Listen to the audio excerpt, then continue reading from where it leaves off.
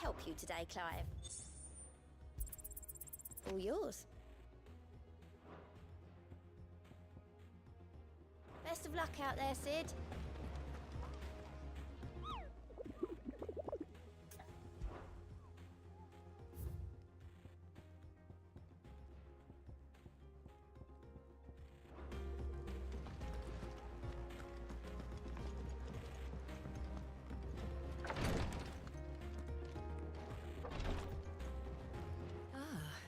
I see you're still largely intact.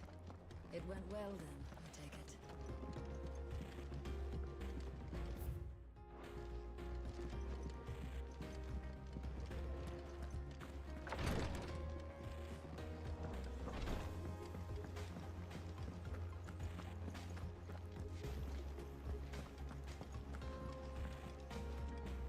Ah, my favorite pupil. Here you are.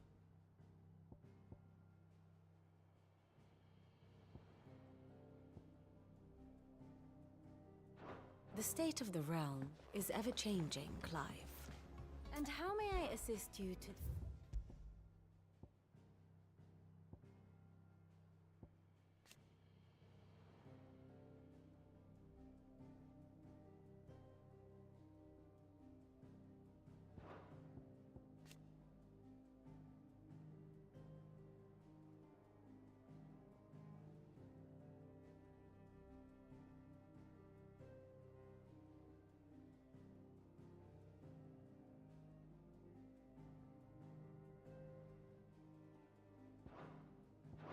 Very good.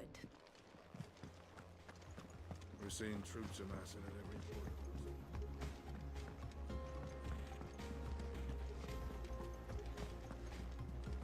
What became of Kupka? Why haven't we heard anything?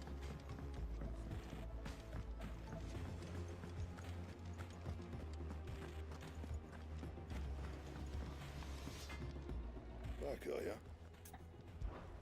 What do you want?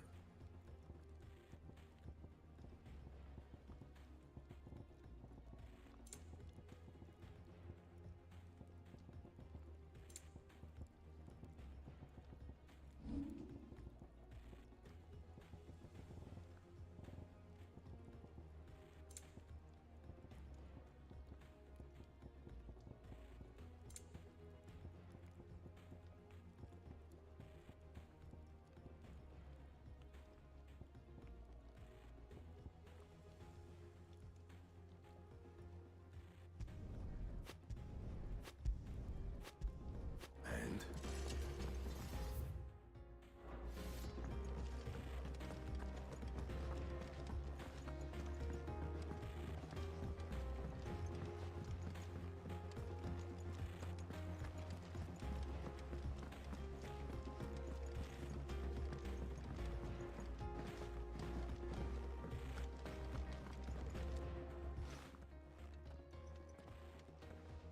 Clive, you're back. I am. And with glad tidings for once. Hugo Kupka is no more.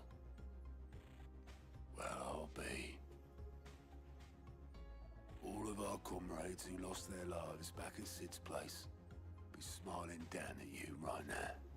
We had a stolus from Lubor saying Drake's fang had fallen. I expect that was your doing as well, was it? It's a long story. One for the history books, I'll bet. Welcome home, Clive. It's good to be back. You look better.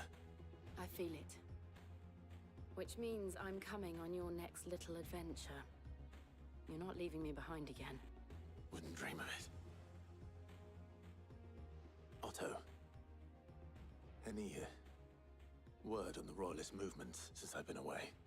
Shouldn't you be putting your feet up? If you really want to know, go and have a word with Vivian. Thank you. I will.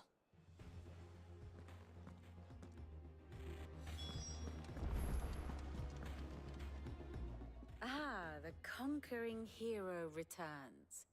And with hardly a scratch on him. I may have picked up one or two. Well, the fact that you came straight to me instead of visiting our resident Physica suggests that you picked up something more important. A scent. The scent of Waludas. The very same. But whatever plans Kupka was hatching with the Royalists, he took them to his grave. As did his men. Slaughtered by the orcs who'd taken over the Fang. Orcs, Vivian. I've never seen such creatures in Storm before. The Waludas must have ferried them over from Ash, but why? Why work to rescue Kupka only to invade his home, the mother crystal of an allied nation, and let both fall? It makes no sense. Do you know the tale of the blind men and the Adamantus? One can often be led astray by focusing too closely on individual details. One must instead see the bigger picture. And what bigger picture is there than my map?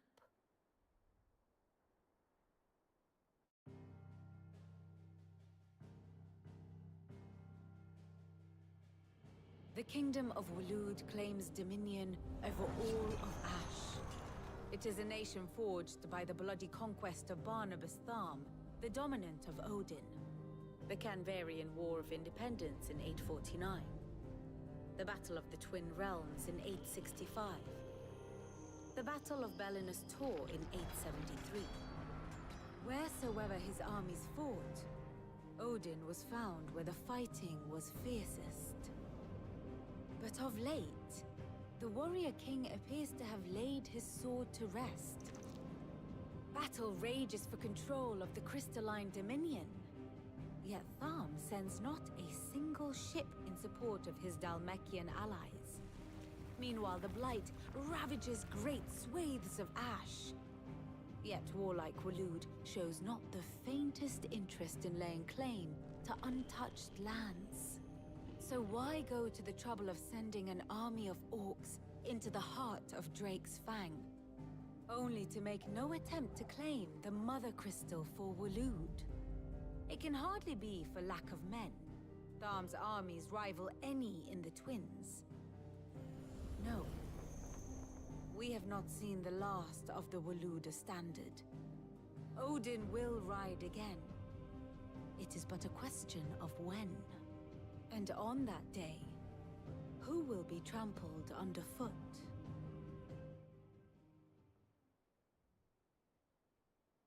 In summary, I know not to what end the Royalists betrayed Kupka. I know only that it is part of some broader scheme. A scheme tied to the ambitions of one man. King Barnabas. But there is no need to wallow in confusion. If one is to cure a sickness, one must first identify the symptoms. And your Lord Uncle has volunteered to do just that by keeping an eye on the Royalists' movements. He's really throwing himself into this. Indeed he is. Which means all that remains for us to do is await his reports. Well, not quite all in your case. The people of the Hideaway must hear the news. Justice has been done. Hugo Kupka is dead. The wounds he left that night are still raw, especially for those who lived with Sid the longest. Tell them that those wounds might finally begin to heal. Consider it the price of today's instruction. I've never known you to be sentimental. What can I say? I am only human. And we are, all of us, sentimental animals at heart. I suppose we are. Very well. I'll go and spread the word.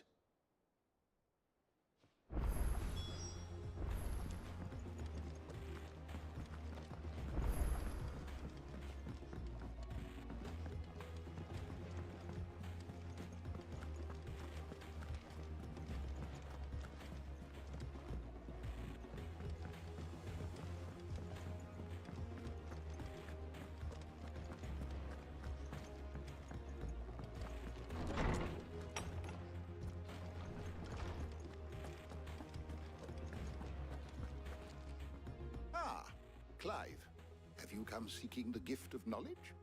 No. To share mine, actually. Hugo Kupka is dead.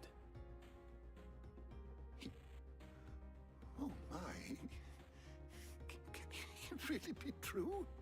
Look, he's crying. He is. The big baby. And with good reason, children. These are tears of joy. We must offer up a prayer to your parents that the heavens might weep with us. There shall be no lessons today, only thanksgiving and merrymaking. Go, put away your things. All right. Brilliant.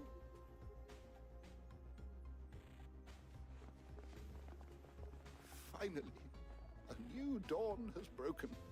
It has. Thank you, Clive. I cannot wait to share the good news. Hippocrates.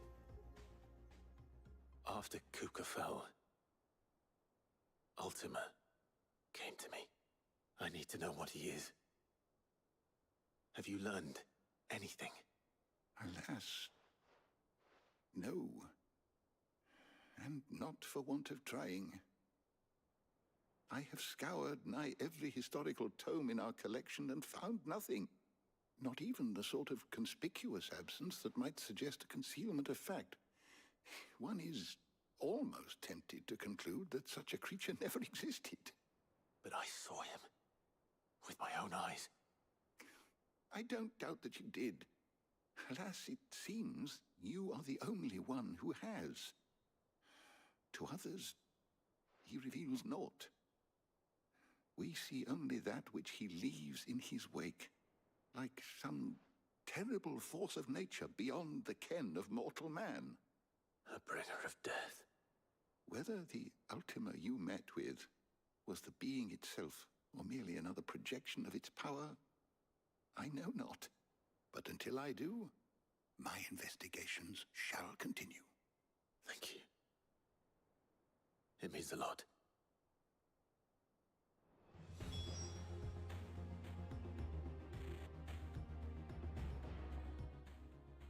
Is there something I might assist you with, Clive? I don't believe you've read this particular chapter before. What subject shall we consider today?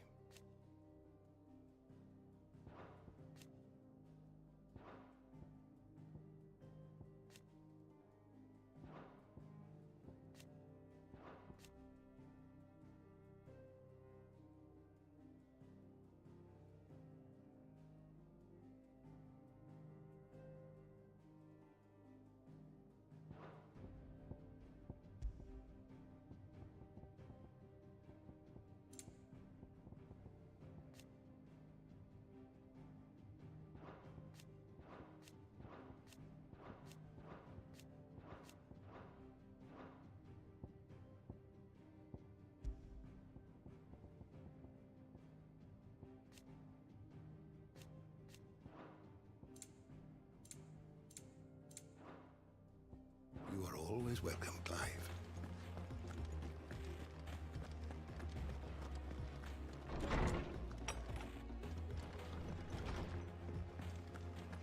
Thanks to Sid, the man. Welcome home, Clive. I was hoping you'd be back. Well, someone looks pleased with himself. It's true what I'm hearing, then. Nothing escapes you, Lady Karen. It's true. Kupka is dead. No more looking over our shoulders, then. Good. I'm starting to get a crick in my neck. Don't let it go to your head, though. Is it business? Or play?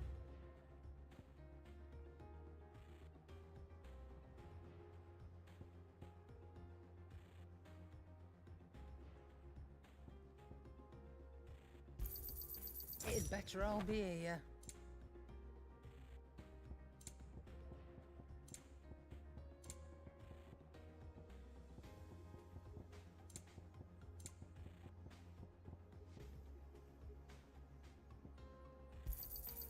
You're rubbing me blind, you know.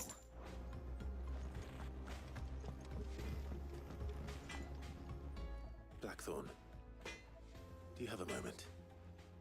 What is it? I'm busy. I wanted to tell you that Hugo Kupka is dead.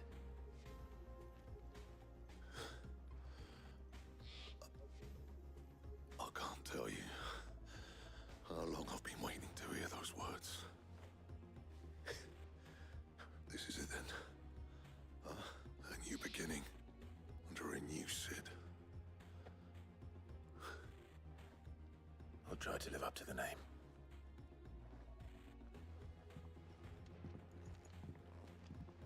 Right. Let's see if Otto has anything else for me.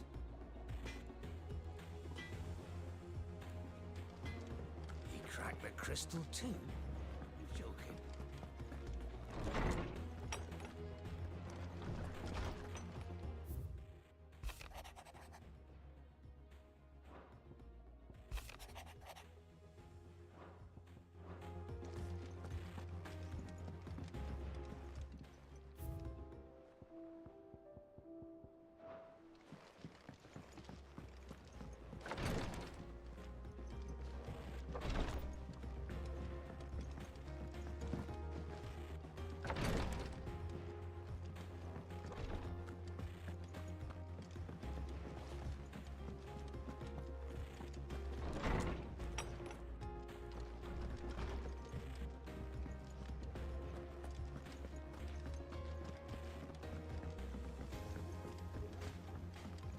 I'm telling you, it's true. I heard it from Otto's own lips. Hugo Kupka is dead.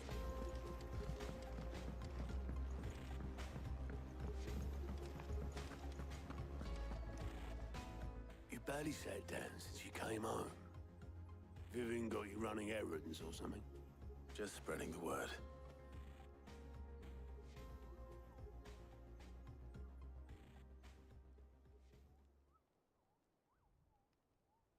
So, the Professor's got a soft side, has she? I'd never have guessed. No. She was right, though. Everyone was glad to hear the news. Ah, but you ain't told everyone. I can think of plenty of friends back at the old hideaway who'd sleep more peacefully for knowing. Not least of all Sid. You should tell him. You're right. I should. And I will. Well, when you do, be sure to take Mid with you. She's been going at it hammer and tongs down in that workshop of hers, trying to do her father proud. I can't remember the last time she visited the old sod's grave. Very well.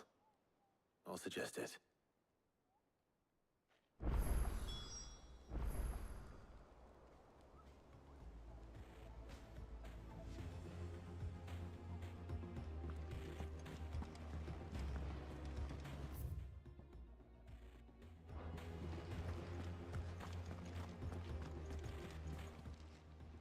Fancy a look at the list, do you? Here you go.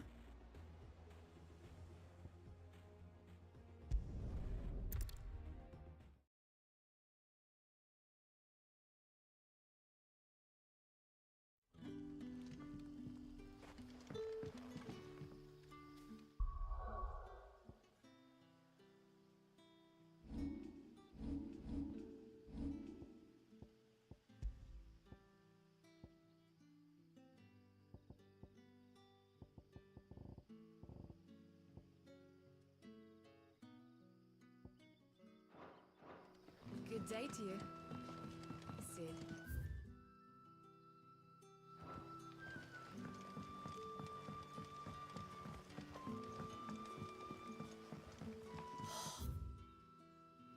Crystals we get from the tailor all but worthless. It's not just the crystals. Bearers are having... Any friend of the innkeeper is a friend of mine.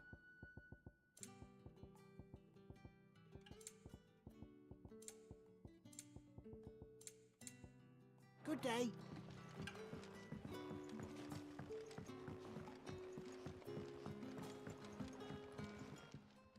Ah, Clive. Your timing is exquisite, as always. I have a concern which you may be able to assist me with. Go on. There are whisperings afoot of shadowy figures having been sighted outside the village. Rustlings in the undergrowth, suspicious noises. My people fear that they are being watched. It may be no more than a surfeit of nerves, understandable in the current climate, or it may be the prelude to something altogether more dangerous. Given what I hope you'll forgive me calling your nose for trouble, I wondered if you might investigate. Of course. Excellent. You might begin by speaking with the good citizens of Lostwing. Listen to their tales, and make what you... All right.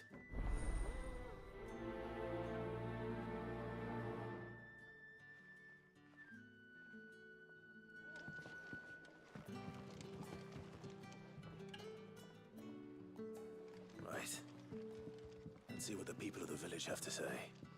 I'd better find out if this is just nerves, or something we need to take more seriously.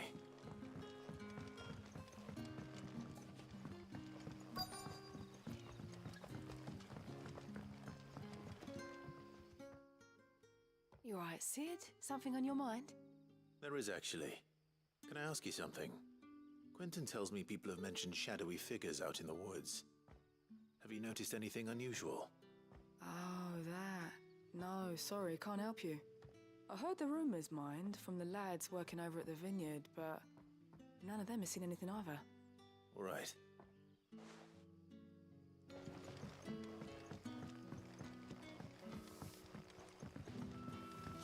The crystals we get from the tail are all but worthless. It's not just the crystals. Bearers are having trouble with their as well.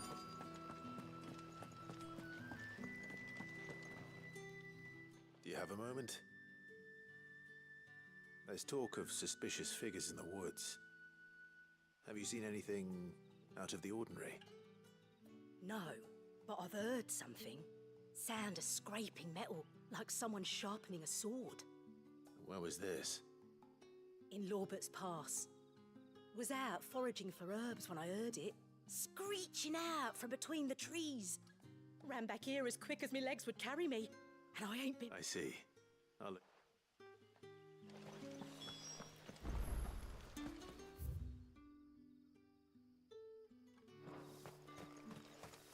Seems Lorbert's Pass is our best bet, then. What do you say, Torgal? Shall we go and investigate?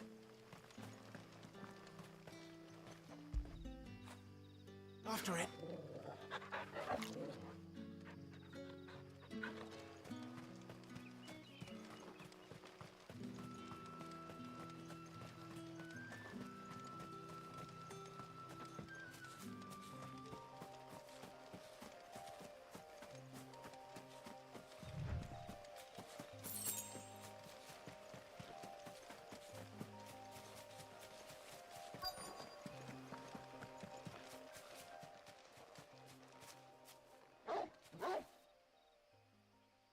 You there. Fuck! He's seen us. Get them before they escape. Black Shields. Here. What the hell are you doing here? What is it to you? Not that we give a damn. All that matters to us is that you don't leave here alive.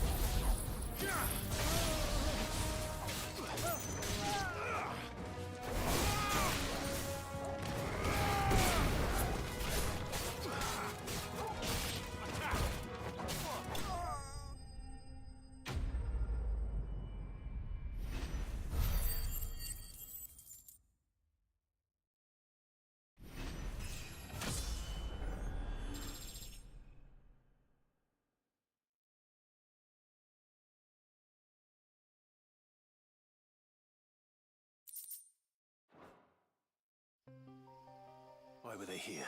Were they planning an attack on Lostwing? I need to warn Quentin.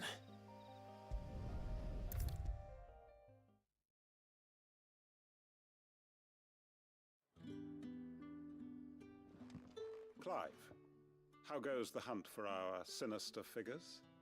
I found some black shields hiding near Lorbert's Pass. They're gone now. Black Shields. The Empress's former bloodhounds. Though they serve another master now. One who means to root out and destroy both me and those I care for. And it would appear the pack has finally caught the scent of its prey. Damn it all.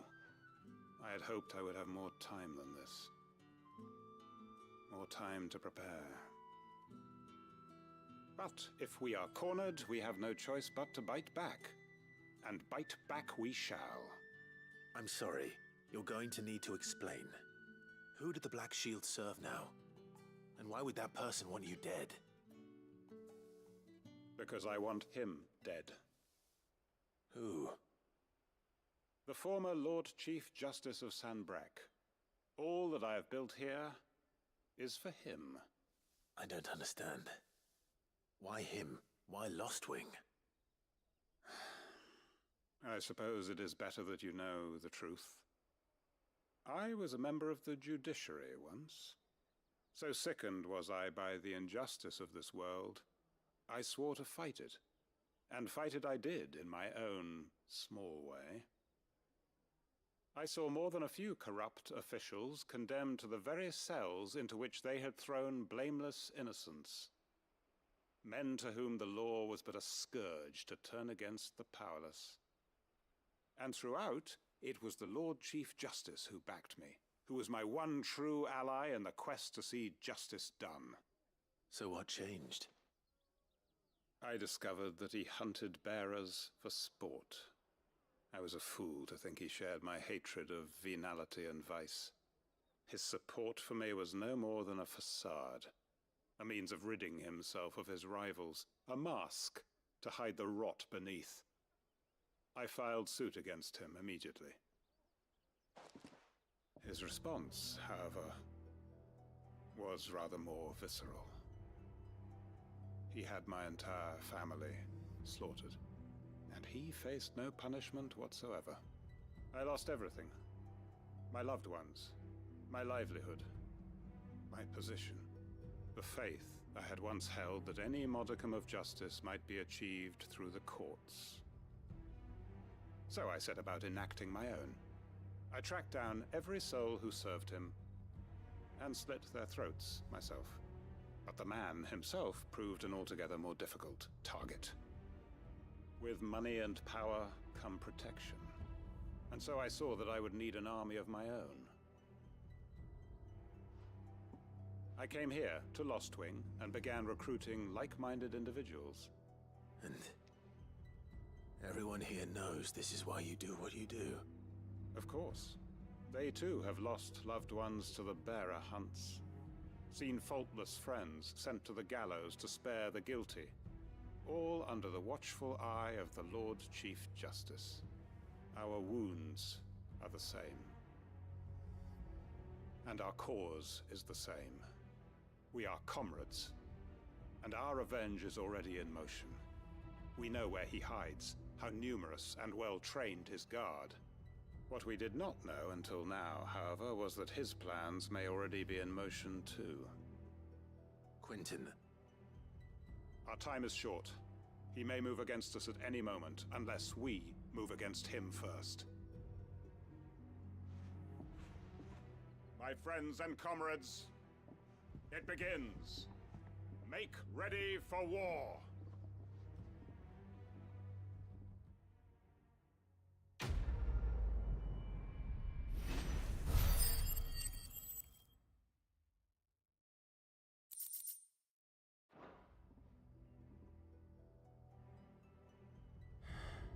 I'm not going to change his mind.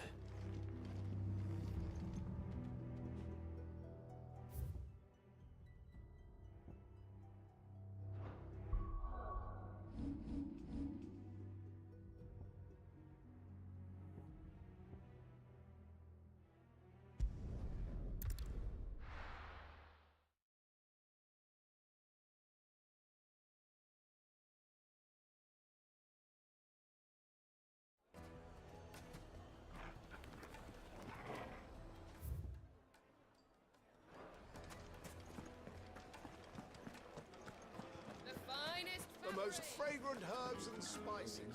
Gone, just like that. And without so much as a by your leave. It's my apprentice. He up and vanished while my back was turned. I'd go and look for him myself, but I've got a bakery to run. Loath though I am to rely on the kindness of strangers, I'm at a loss. Please. I'll see what I can do. I wouldn't be surprised if he was off somewhere mooning at Drake's Fang. He used to work there, you see. Poor fool left his heart in its hollow. All right. Then that's where I'll start.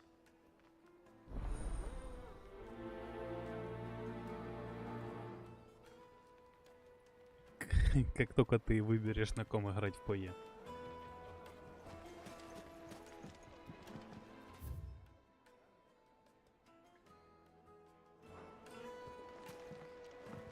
Oh, where did all the men drop it? Plates and pots!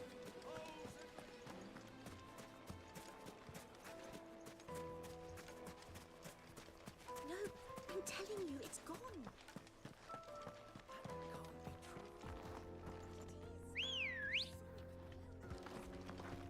Good girl. На ком? Кого ты выбрал?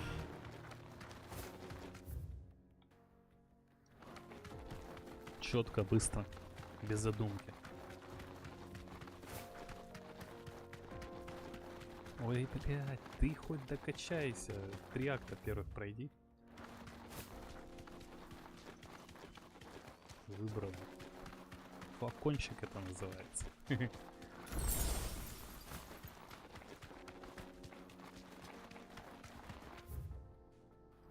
Он опять будет дорогущий в конце, или 5 бросишь. Надо будет какие-нибудь статы специфические, задолбишься крафтить. Хотя это любой билд. В ПОЕ такой, так что...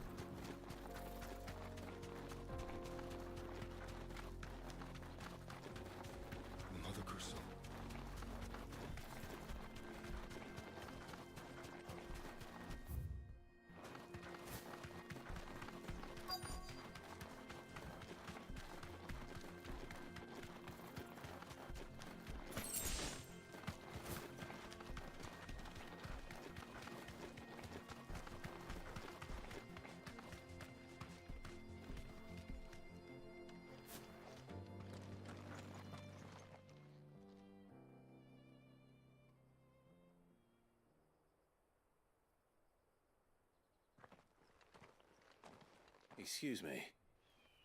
What do you want? The baker sent me to find you.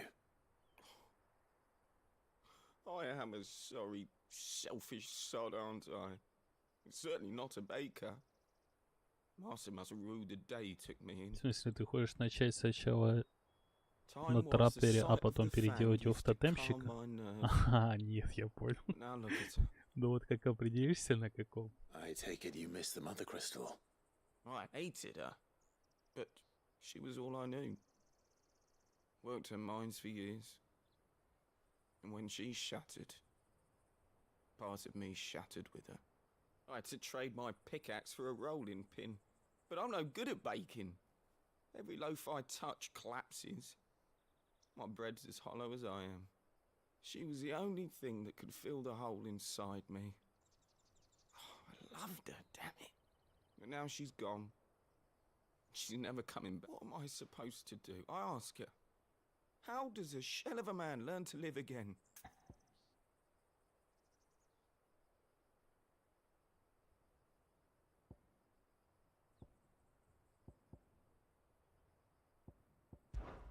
Perhaps you could express yourself in your work. If you miss the Fang, maybe you could recapture it somehow. Recapture it?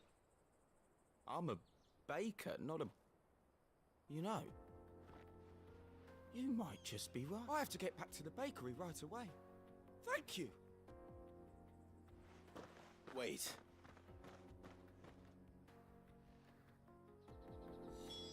Suppose you won't be needing an escort then.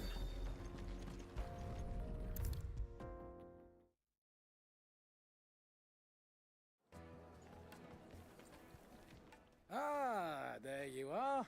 The man who lit a fire under my wayward apprentice. Though I worry you might have stoked the flames a little too high. He damn near ran me down trying to get to my oven. Master, it's ready. Behold the Drake's Balm. A truly unique creation. I dare say it is. Just look at it. A perfect likeness of the Fang herself. Her steeple peaks, her fulsome spurs, her inviting hollow. True, my loaves collapse more often than not, but what's the Fang without her crater?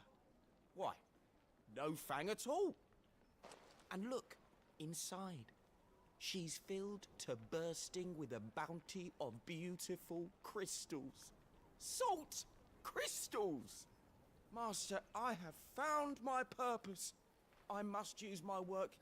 Well, if it tastes half as unique as it looks. Not only is my apprentice back, but he's finally pulling his weight. With any luck. I don't know how you did it.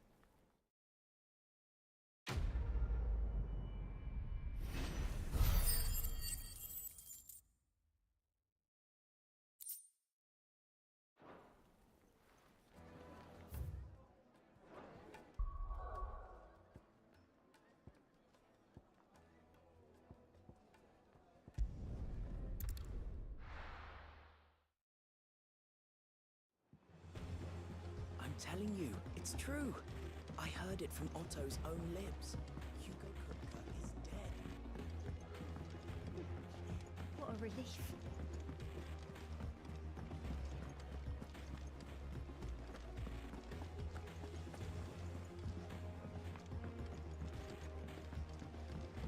We're seeing troops amassing at every border.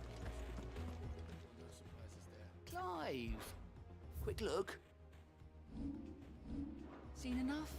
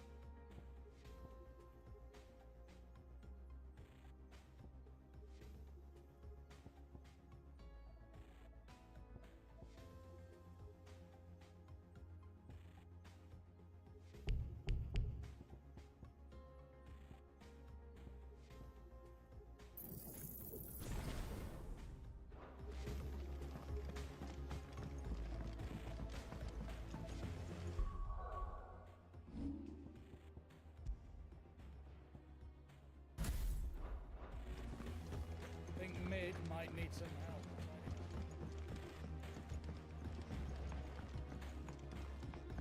If I don't come up with something soon.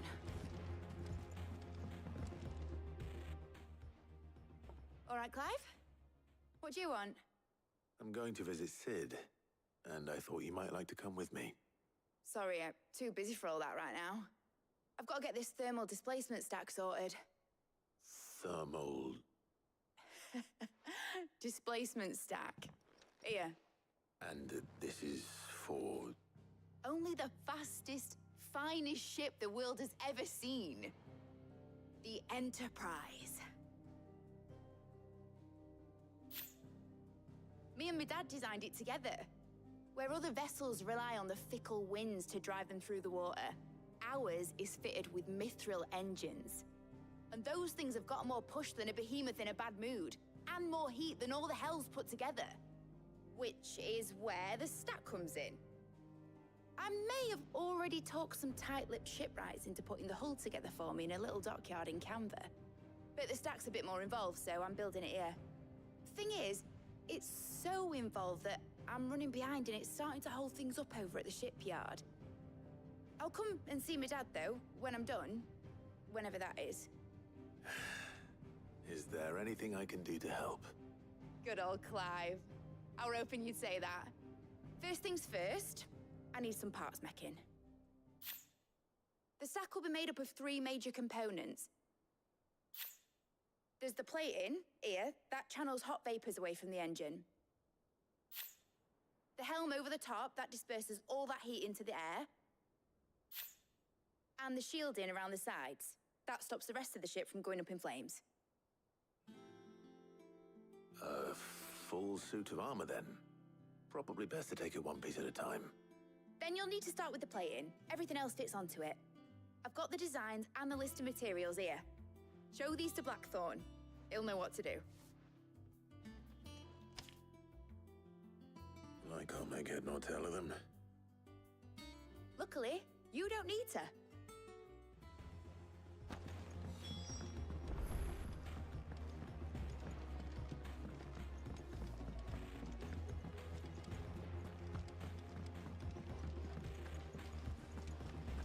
Editors started reading books that don't have any pictures in. It hasn't been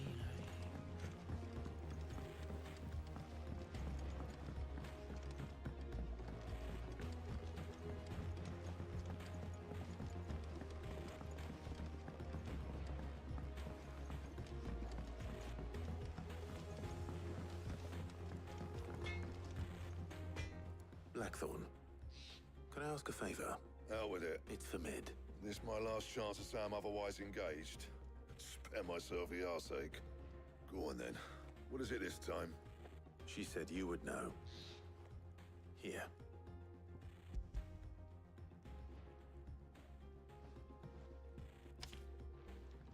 Krieger's Tates.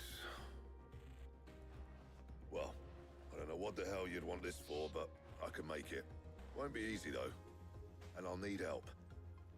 Get Gavin-Otto in here, will you? All right.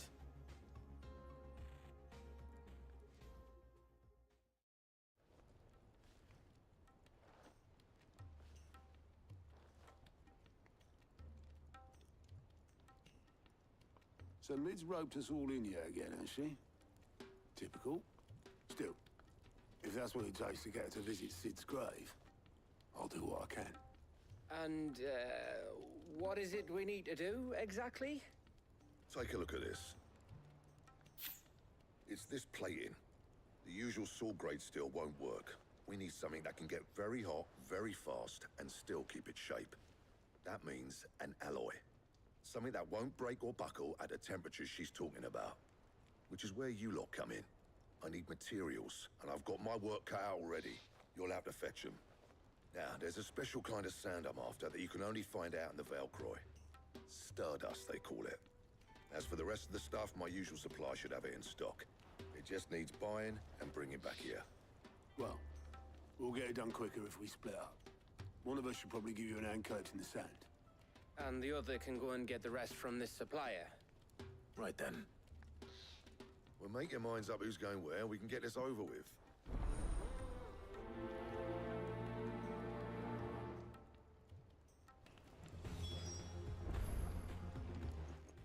You going after the Stardust then, are you?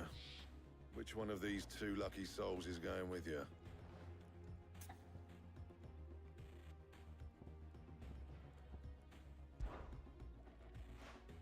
Otto, you're with me. All right, then. Where do we find this Stardust, and how will we know it when we see it? There's a river that runs through the southern reaches of the Velcroy. It's the black sand that washes up on its banks that you're after. And I'm guessing you'll be needing sackloads of the stuff. Might be worth our importers at the Dalimil Inn. I'll head down there. See about finding us a wagon. All right. I'll meet you by the river. You two take care, eh?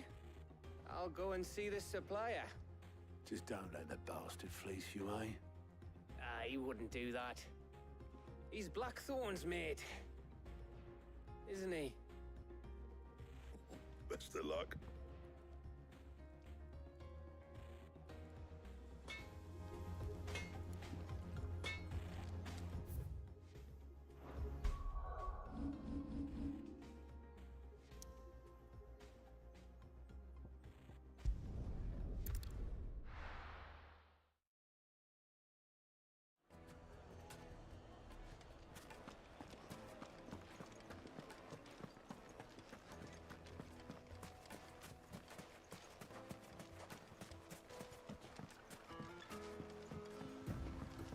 Looks like I found the river.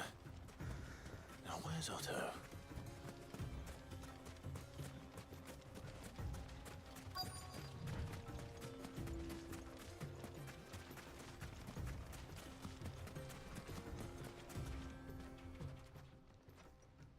Otto, sorry I'm late. Oh, Clive. I had a quick scout about, and I reckon this area's our best bet. Seems Blackthorn's the only one who thinks smithing with his Stardust stuff's a good idea. It's just lying here, waiting for any old fool to fill his boots. But unlike any old fool, you thought to bring a wagon. Well spotted. Now get filling.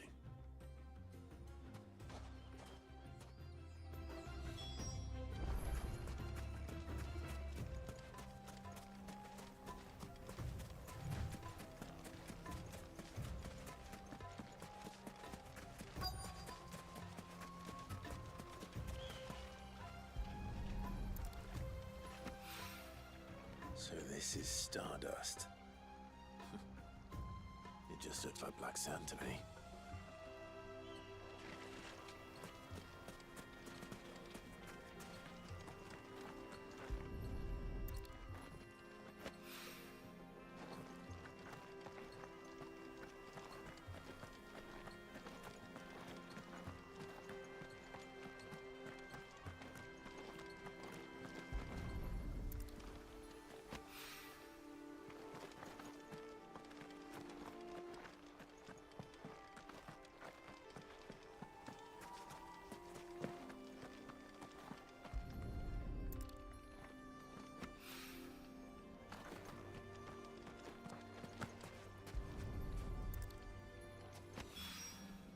That should be enough for now.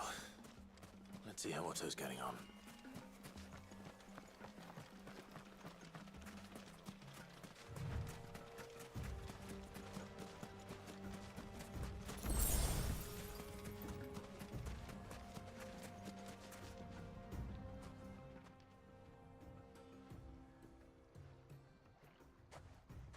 How much did you get? Enough. I hope.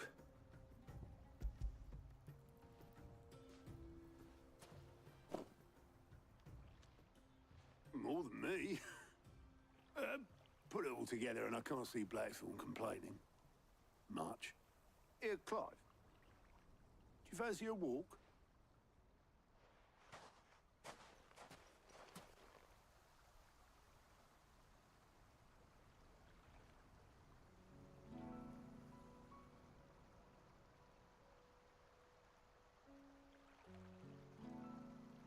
Sid would be proud. Of what? Of you, you idiot. The way you've carried on what he started.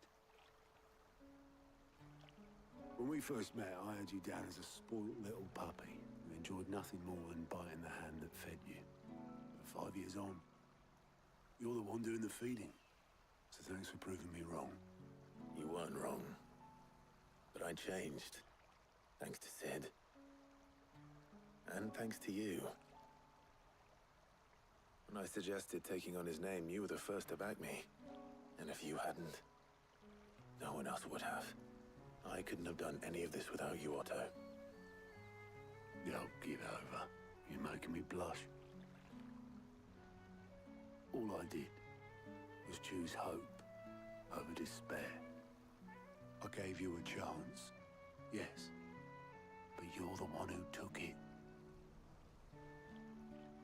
You took a rabble of homeless, hopeless outcasts and put them back on their feet. Gave them something worth fighting for, just like the old Sid did.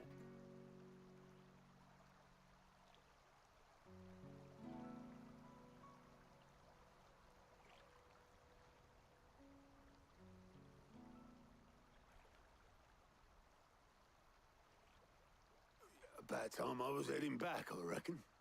All this scrabbling about in the sand's taken its toll on the old pins. I'll see you back at the hideaway then.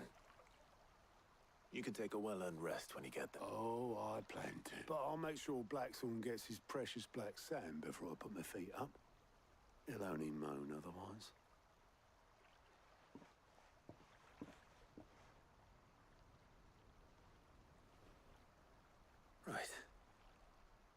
Ready to go home, boy?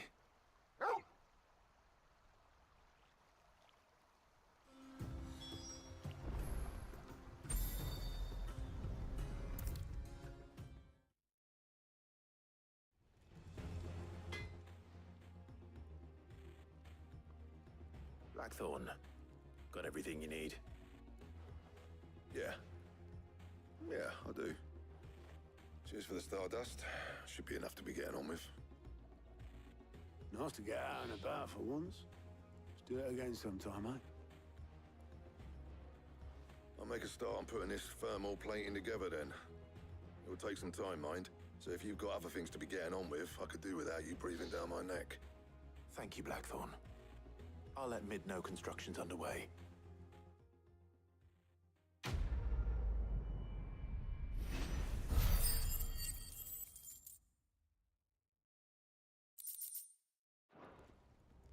Suppose we'd better be getting back to work too. Give us a shout if you need anything.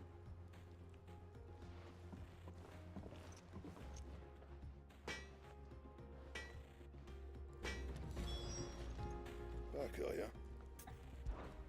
What do you want?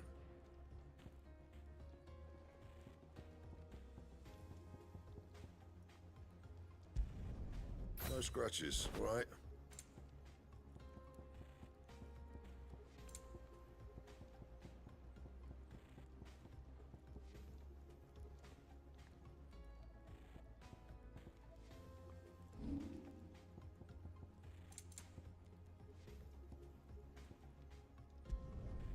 Not my best work, but it'll do. That it? Fine.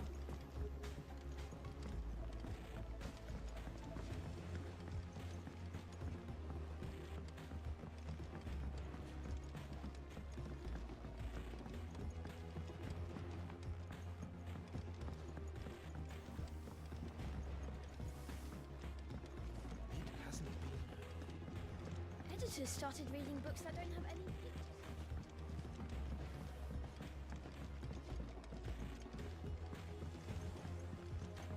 If I don't come up with something soon. You'll be pleased to hear that Blackthorn's started work on the plating. Excellent. 1 down, 2 to go. So, what's next? The helm, of course. For this, we'll be repurposing fallen scrap. Salvage from the ruins? I thought that material was all but impossible to work. Ah, but we don't have to. I'm sorry.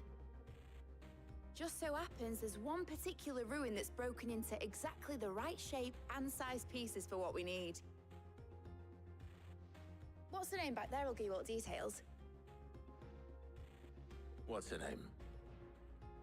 Right.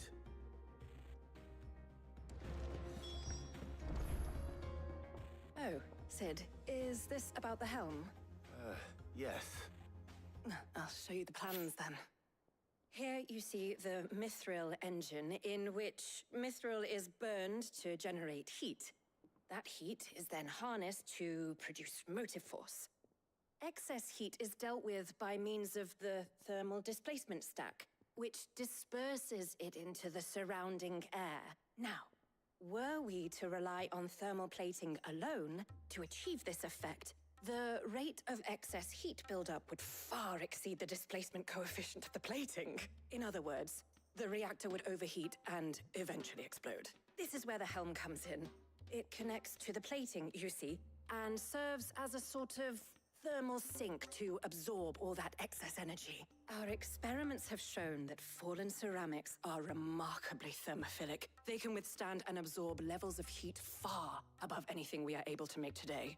And not only that, they're also waterproof and immune to rust, making them the perfect material for our protective hood. Why, if sea or rainwater were to enter the reactor proper, it would vaporize instantly. The forces produced would tear the ship from stern to... You can stop there. I understand. Mid said we might be able to use parts of a fallen ruin. Where would I find it? Ah, yes. It's in Lorbert's Pass, near The thing is, well, I probably should have arranged to have the pieces we need brought here sooner. You see, a certain unwanted visitor. It's no longer a matter of just walking in and taking them. It's, going to be considerably more dangerous than that. I see. Then I suppose I'd better do... Would that help? Oh, very much. I'll gather my team and head there right away. We'll meet you outside the ruins.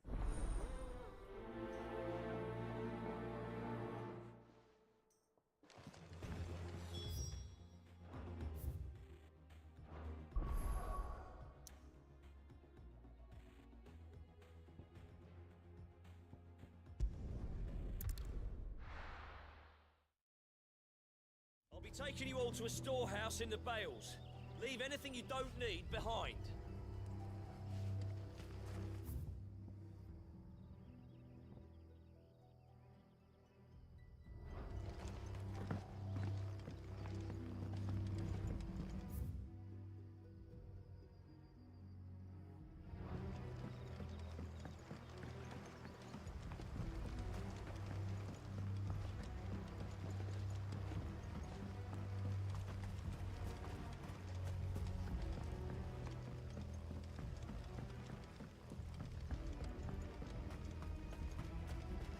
If you're ready, we leave at once.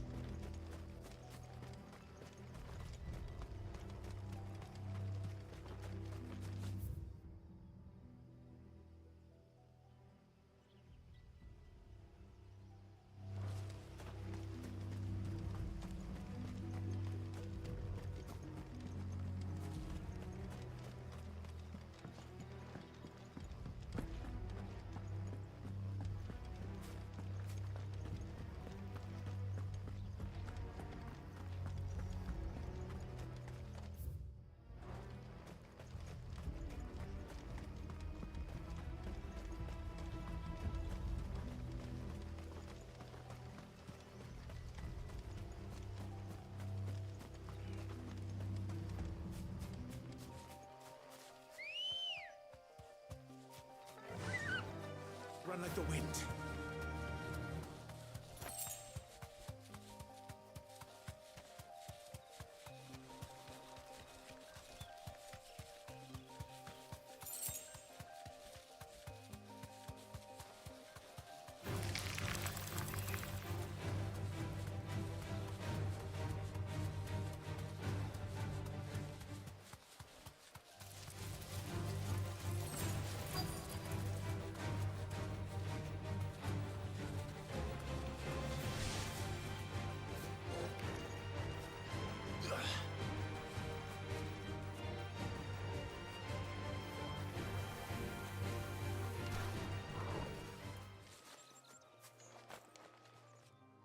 Oh, there you are, Sid.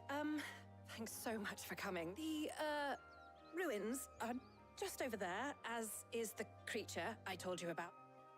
Of course.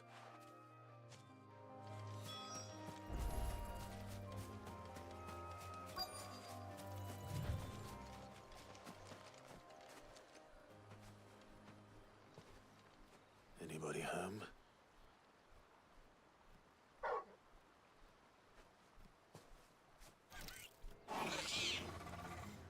This must be our unwanted visitor.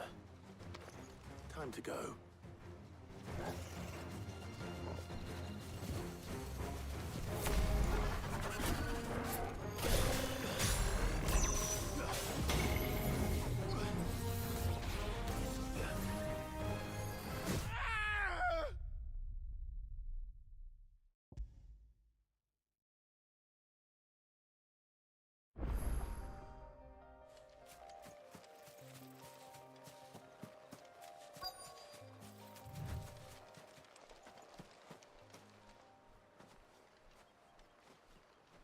Anybody home?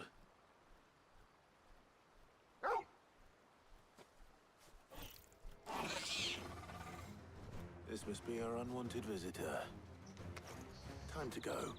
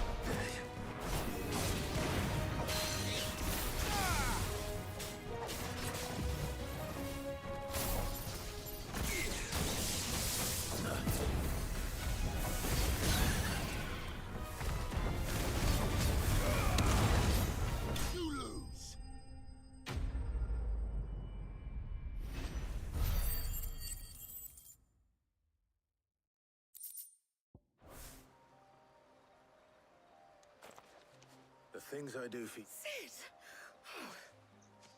You shouldn't have any trouble now. Indeed. Well, don't let us keep you. We'll, All right. I'll...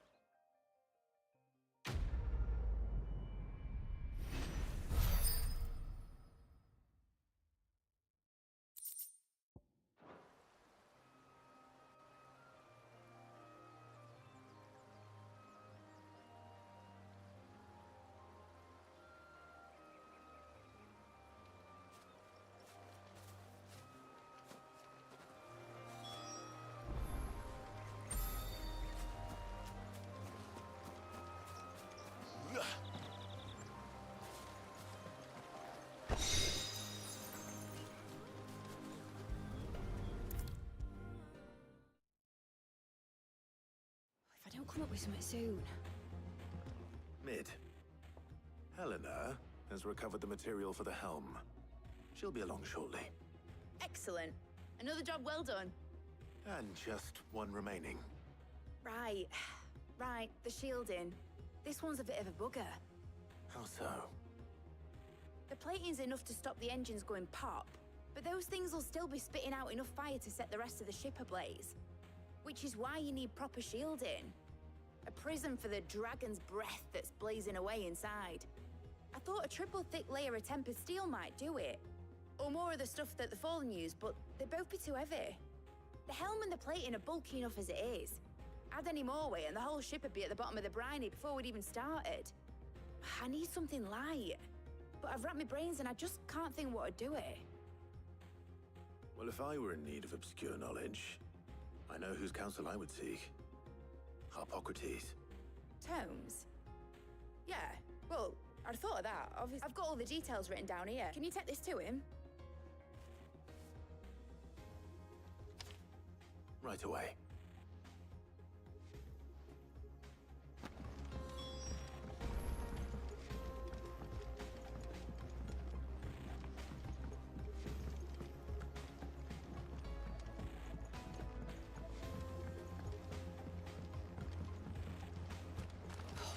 Catch your death sleeping out here. I know.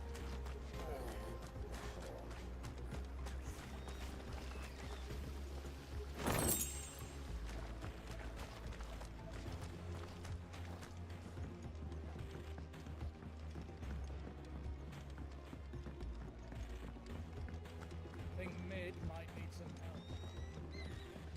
Editors started reading books that don't have any pictures in. It hasn't.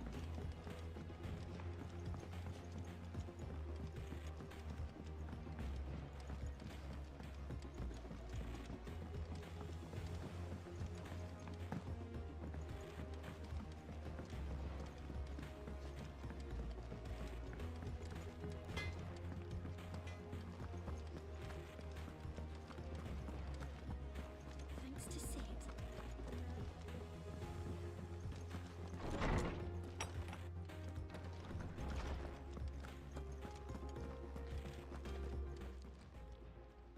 Hippocrates.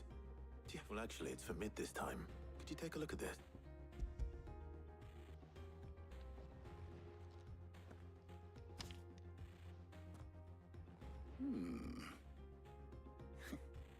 Shielding for a mithril engine. Whatever will that girl think of next? And what are these notes around the edges? She has some specific requirements for the materials. The shielding needs to be able to resist extreme heat on the inside, and yet remain cool enough on the outside not to set the ship alight, while also being light enough not to sink it. As you can imagine, she's struggling to find anything that meets her needs. I see. I wondered if you might know of a solution, or if you might be able to search the records for one. Perhaps it is not a different material she requires, but a different approach. What do you mean? Consider the lake we have made our home. Its blighted waters eat away far more quickly than fresh water or even brine, at timber and steel alike. And yet, we have made a home here from those very materials nonetheless. We have. But Bardolph must varnish every board twice over to keep it from rotting. An obelisk complains that without a constant supply of pitch. I see. Early Gregorian histories speak of a preparation known as moon dew. It is said to be able to resist even the most ferocious flames. Before the dragoons tamed the worms and wyverns of the realm, nobles would daub their castle walls with it in order to guard against dragonfire. So if we could recreate it... It might be applied to some material or other in order to provide the protection it requires. As to how best to apply it and to what material, perhaps Bardolph and Obelus might be of assistance. I shall speak to them and see what wisdom they might have to offer. If you would be so kind as to procure the necessary ingredients, I shall discuss the specifics of how it might be most effectively put to use. The knowledge of the past may yet prove useful. Thank you, Hop. And since you're asking others to help you, perhaps I should too.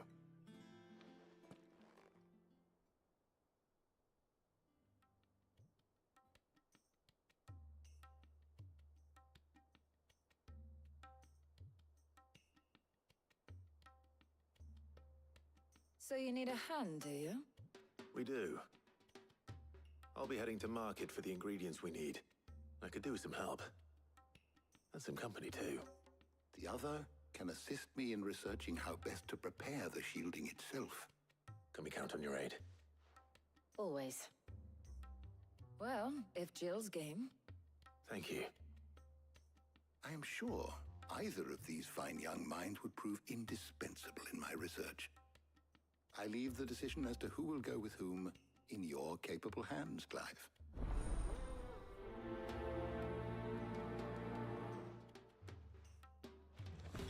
Shielding that guards against even the most ferocious flames.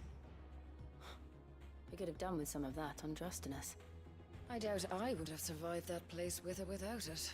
A trip to Northreach, though, I think either of us could handle.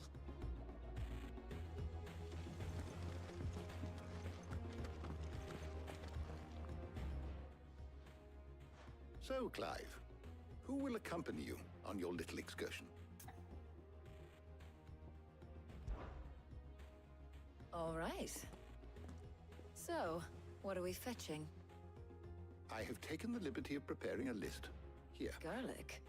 Conch shells? Are you sure this is the right list? Looks like the ingredients for someone's supper. Though these items may seem mundane, they have potent effects that are rarely exploited.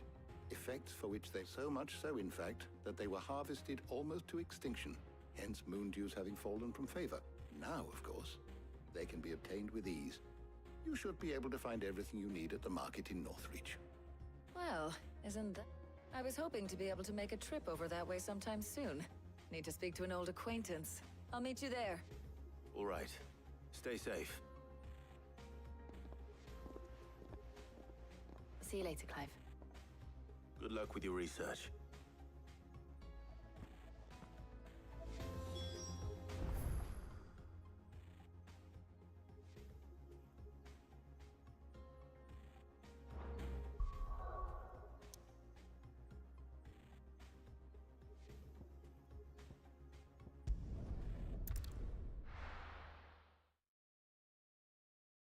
Now, where's Taya? There's two. Keep them pilchards nice and chilled. Need to stock up on these. There you are, Taya. Ah, and there you are. We shouldn't have any problems finding what we need in a place like this. But if time is of the essence, perhaps we should split up. Take it. All right. Let's see now. Why don't you take the garlic and the pepio nuts? Meet me by the gate when you've got them.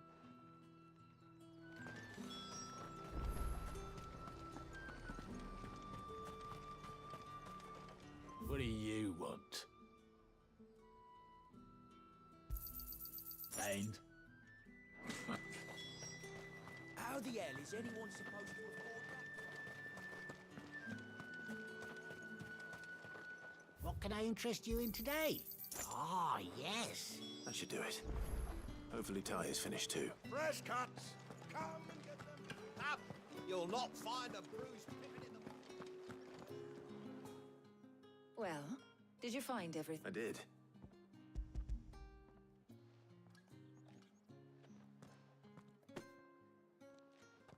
Garlic and pepio nuts. Job done. We should get this back to Tomes then. He'll be But we're not in too much of a rush, are we?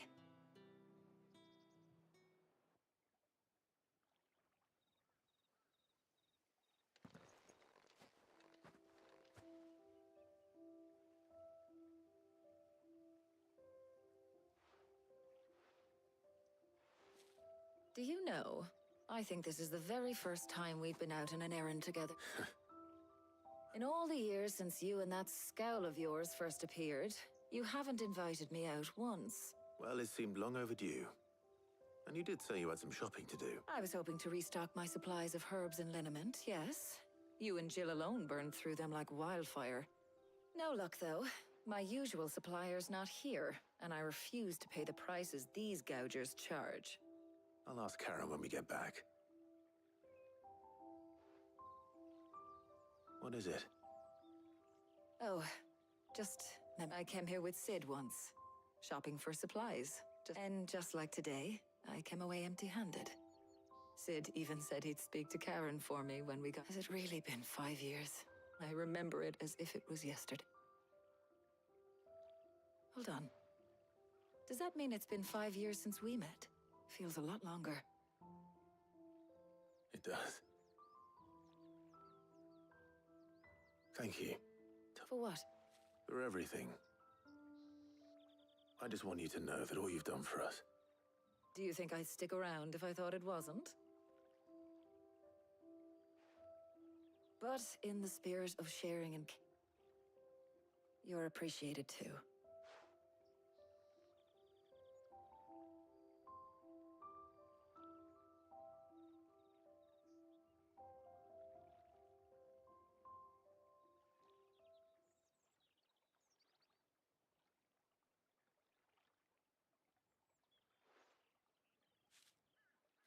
Well, I think we've tarried long enough. I ought to get these ingredients back to Tomes so he can make up this I'll meet you back at the hideaway. All right. I heard you the first time.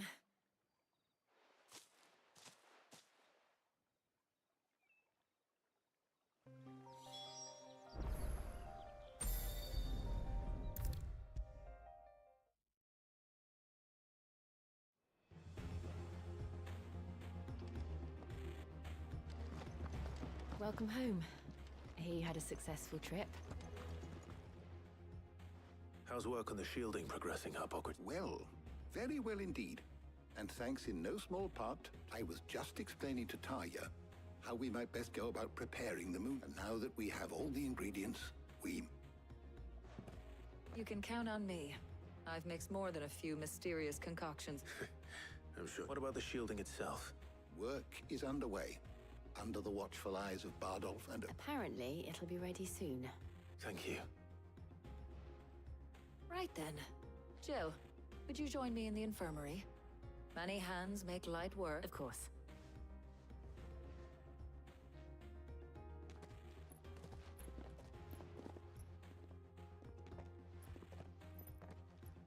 Oh, and it was good to talk. We should do it again sometime. It appears our work here is almost at an end. A shame. I was enjoying playing the man of action for once. When both the shielding and the moondew are ready, it will merely be a matter of applying the one to the other, followed by a rigorous process of testing and retesting, of course. Perhaps someone ought to warn you. Leave it to me. Thank you, Abba.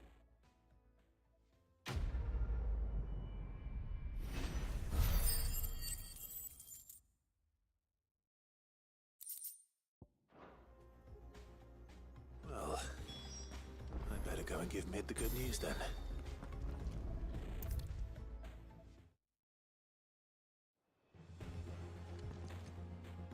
Sorry to keep you waiting. You'll be pleased to know that work on the shield... You found something for it? In a manner of speaking, Hippocrates knew of a substance that's highly resistant to heat.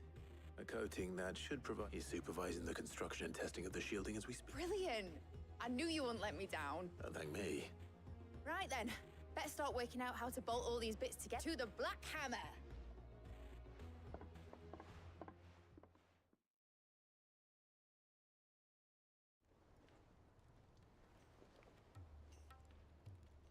know, when I got into the smithing game, I thought I'd be making swords and shields, not thermal bleeding... Displacement stack. Same difference.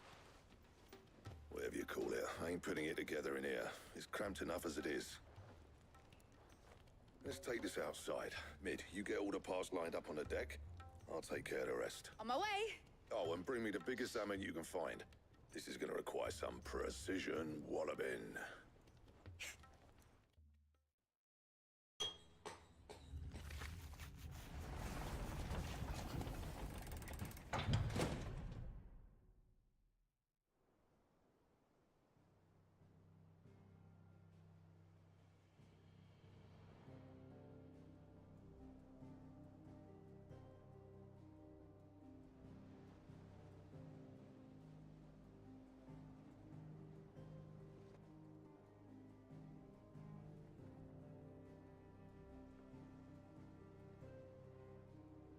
It's finished! It's finally finished! Thank fuck for that. I'll be feeling my hammer arm for weeks. Thank you, Clive, Blackthorn, everyone. That's one down and just 3 more to go. I'm sorry. Oh, didn't I tell you? The Enterprise has 4 mithril engines, and we'll be needing a displacement stack for each. You don't mean... Now they've got a finished one to work off. My gang in Canva can build the rest. Good luck to them, Ice. Right, I'm off to get a sling for this elbow. Any other work comes in, keep it to yourself.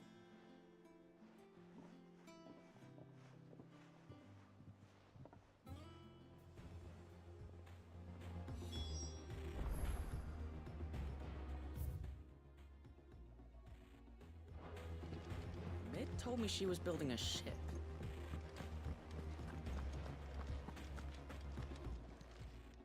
Welcome to the Patron's Whisper. All yours. Come again. I may have more for you.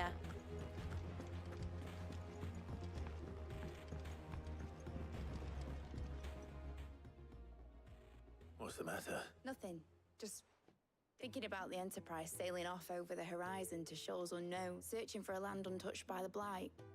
Just like me and my dad planned. So if the worst came to the worst and every scrap of soil in the Twins turned black, we might still have a chance.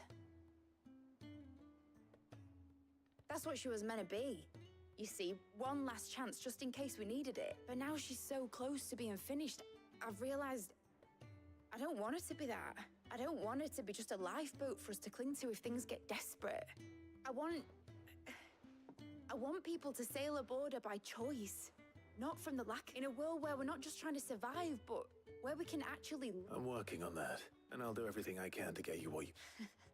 Don't you always? All right. As soon as the Enterprise is fit to sail, I'm putting her under your command. Sod our plans. I'm trusting in you. Are you sure about that? Something tells me it's what my dad would have... He'd be proud of you. You, I was. And you... Right. There's just one thing I need to finish up first. All right. I'll let Otto know you're coming. Aye, aye, Cap...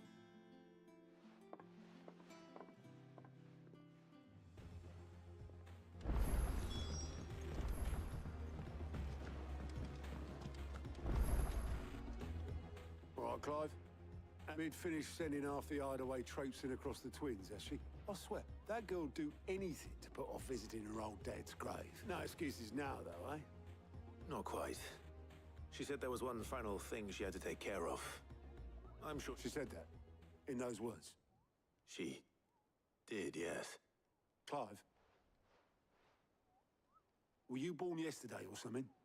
There is no... She'll probably be halfway to Canva by now. Mid.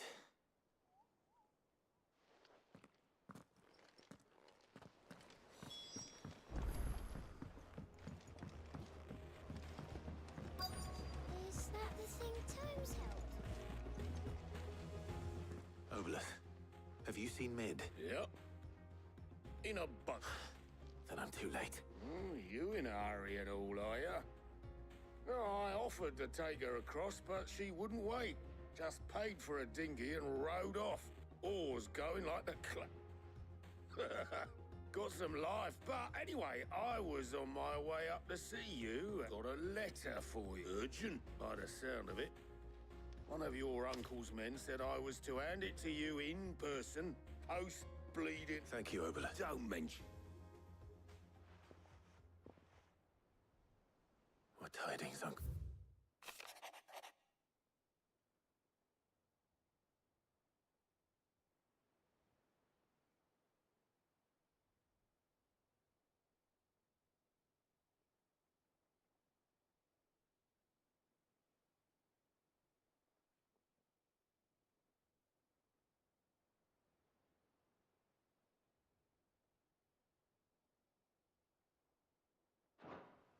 Trouble in Canva. Well, I'll need someone to keep an eye on Mid.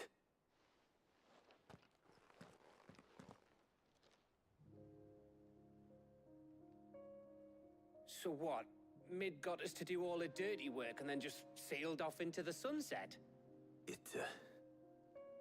Well, nothing we can do about it now. But next time you plan on visiting Sid, you might want to tie her to something before you suggest it. Ah, don't be so hard on her. Got to admit, the dirty work was kind of fun. Everyone pitching in, all that bollocks. Just like when we built this place. You're right. Anyway, we all set to head to the old hideaway. I could do with getting to Canva pretty sharpish. Wouldn't do to keep Lord Rosfield of the Seven High Houses waiting now, would it? Not after he asked for me personally. Gav will be leaving with me. Will you mind the place while we're gone? You can count on me. Just be sure to give Sid and the others my regards. All right. She's got some things to take care of, but she'll meet us there. I hope she's telling the truth at least.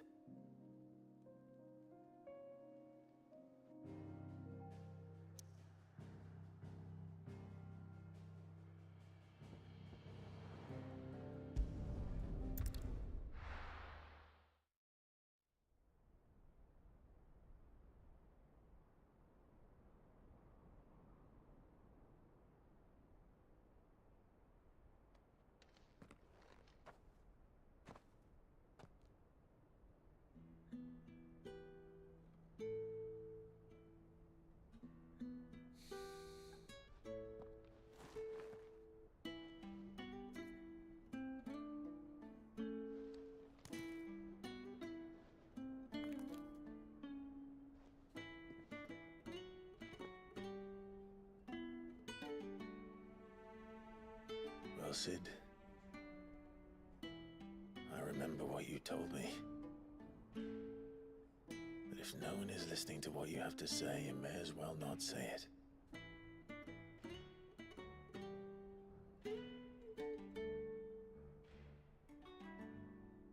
But I will say this, old friend.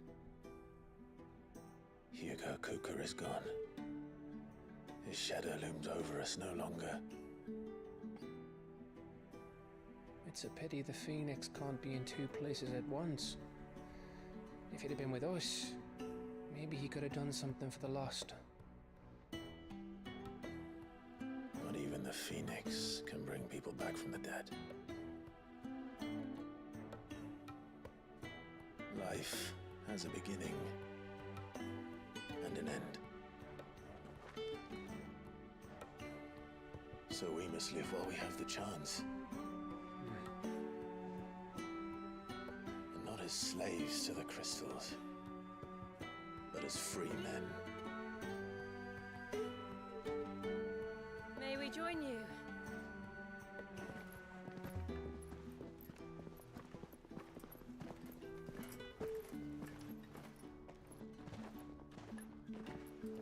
Lady Karen, what a pleasant surprise. I thought I'd drop by and see how you were all doing before heading off to restock my supplies.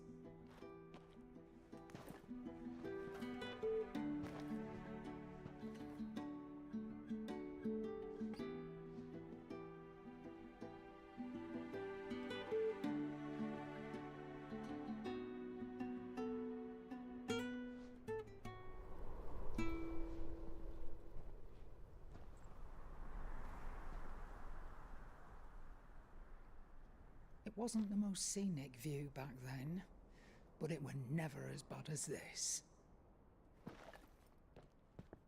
I know. The blight marches on. And soon, there will be no escaping sights like these.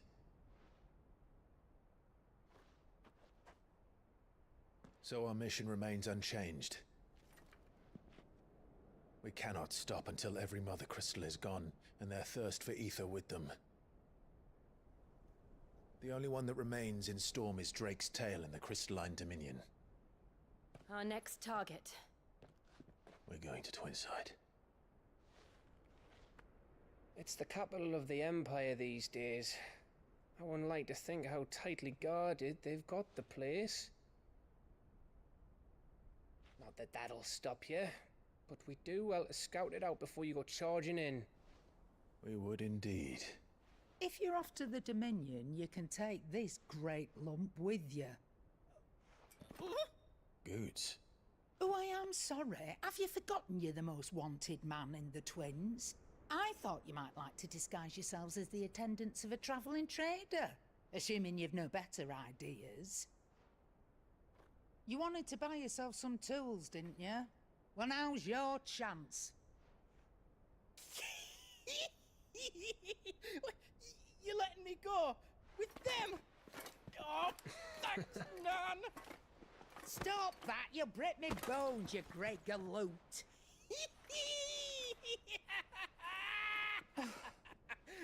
There's a caravan that runs back and forth between the Dominion and the Bocklad markets. It's managed by the Merchants Guild. Just show them Goots' traders pass and you'll be on your way. It'll be a damn sight less risky than footing it the length of the Crystal Road. That's for sure. Thank you, Karen. And glad to have you with us, Goots. Okay then. I'll get me things and I'll meet yous there. See yous down in Bocklad. Get off! Me poor fingers! Jill, you're with me. Understood. And Gav? Already on my way, Captain. Be careful. Aren't I always?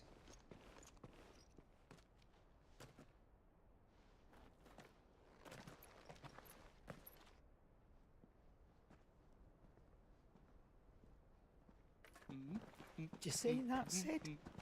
Your protege's making a proper little outlaw of himself.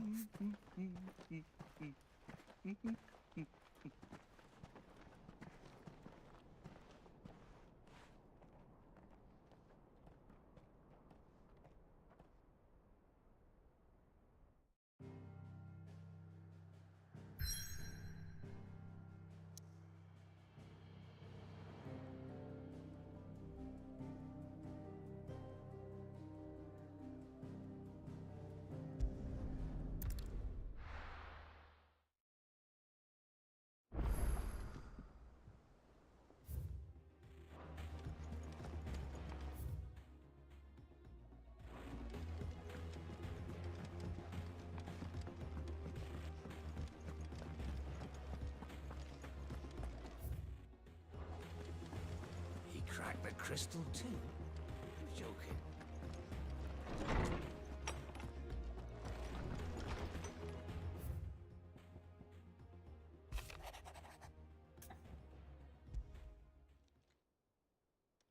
Hopefully it's nothing. But I should speak to Blackthorn just in case.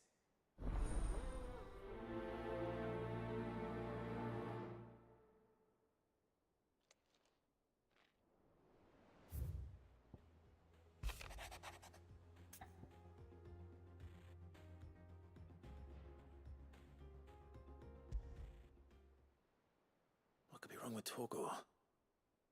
He seemed well enough when I last saw him.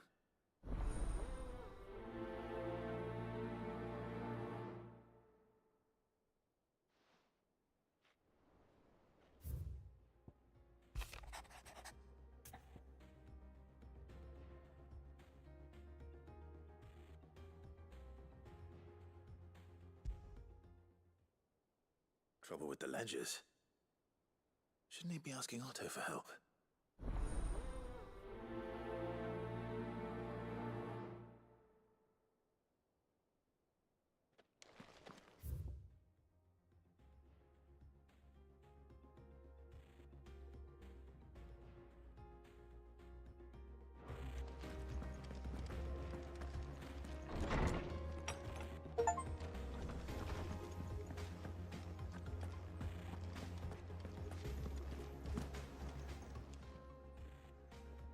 note.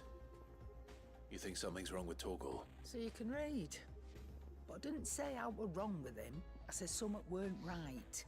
He's not been eating me treat. He used to love cracking the bones from Molly's boiled brown, but now he won't so much as look at them. Didn't like him. Which is why I'm of a mind that his mind's on something. Not been working him too hard, have you? No harder than usual. Is that it, boy? What was it you said he was? A frost wolf? That's what the lawsman seems to think. Then maybe this all has something to do with whatever it is that's woken inside him. I suppose things have been different since Rosalith. Perhaps Hippocrates knows something. Instead of everything, you mean?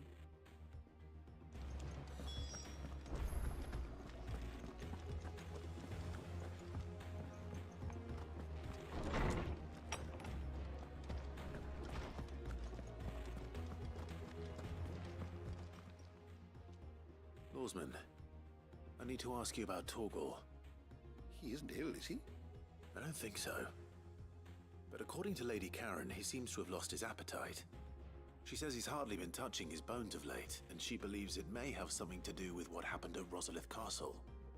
I rather think she might be right. Though not all canids are instinctively inclined to crack open bones for the rich marrow that resides within, and I see no reason why a frost wolf should be any different. Accordingly, I suspect it is not a lack of appetite that afflicts Torgal, but a surfeit of it. If we assume that his newfound magics require additional nourishment to sustain, it may well be that the bones Lady Karen is accustomed to providing are no longer sufficient. Frost wolves, after all, habitually prey upon far larger animals, whose bones may yield altogether different nutrients. As to where one might find a suitable substitute, some antelopes that graze the meadows of eastern Rosaria have been known to grow to a size more than double that of their lesser cousins. I don't recall ever seeing any А ты же ждешь меня? And little wonder. The oldest and largest such creatures rarely leave the safety of the highlands for fear of predators. The last elder antelope sighting I recall hearing about took place near Cressida, and that was... Even so, it seems like a good place. Good hunting.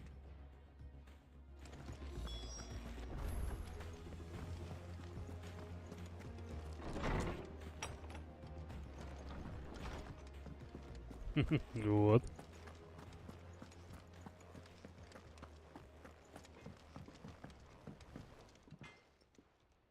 Blackthorn, do you have a moment? Not really, no. This won't take long. I just wanted to ask how you're getting on. And you might still be doubting your craft, even after learning the trick of that cuirass. Perhaps sharing your thoughts might... That bastard's like a dog with a bone. Still, he's got a keen eye, I'll give him that. He's just, well... Karen showed me something. And that was? A sword. An odd-looking thing with a single-edged blade. The metal itself wasn't anything to write home about, but fuck, you could slice a man clean in two with a weapon like that. So that's what's troubling. No. Not troubling me exactly. More distracting. Cost. And if you knew how to do it, we could arm the curse breakers with even better blades. That's... I'll see what I can find out, Sharpus, and we can't have our master blacksmith. You're a soft, but I can't say I'm not... Thank you. Let's see what...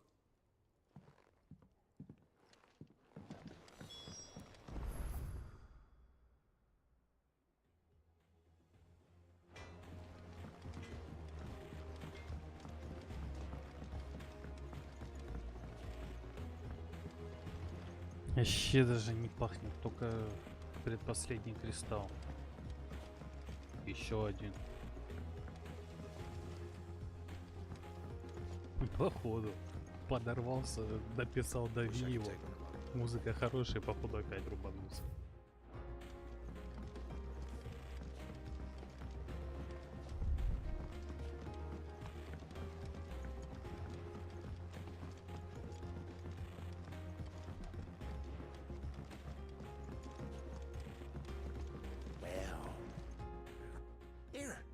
Sid, reckon you might be just the man to help me. Let's hear it. Well, it's about this alembic. The chief's got a lovely bit of kit, it is. Bung in a solution you want splitting, and it will set. Problem is, it won't always get rid of all the impurities. Which is why I've been looking for something to filter the liquid we'll be cooking off. I imagine Ty could get some use out of this alembic too. Distilling medicines and the like. All right. Why not? Proper job! So what exactly do Если you need for this здравствуйте. filter? Nothing but bomb ash'll do. So gave me a sack. You pour the black. So I did a bit. And do you know what I found? I take it that I would have gone. All right.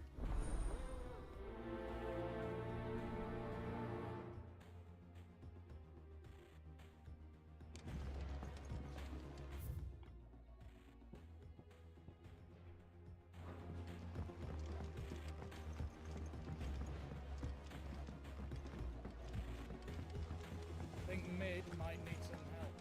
Ну, жесткий. Ну, вообще, хотя, наверное, да.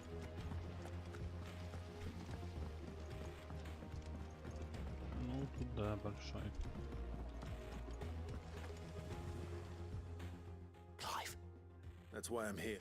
Otto won't be listening. A little. Listen. I've some bad news. And it's maybe my fault. But I swear to the goddess. Sadly, that square turned out to be more of a... I can straighten it out, I swear, but it's gonna take... I'm gonna need help keeping it from Otto. Too late for that. There you are! So let me get this straight. You forget, and instead of coming straight to me, you get Clive to come to you. The man in charge of the place you've been cheerfully trying to bankrupt. Well? Oh, just Martha. And the dame. And, well, lady. We... Each. Do we have that? No, I've decided. All right. Is there any... There might... Rocks. Rocks, he says. Worth 1,000 talent. Little something, and I reckon 15 million in overdue debt probably qualifies. I'm sure there will be. But you know... I know. Go. Do you know why I only gave Martha? Because you'd rather... Because I'd rather Lady Karen killed you. Well... Don't worry. Really? No.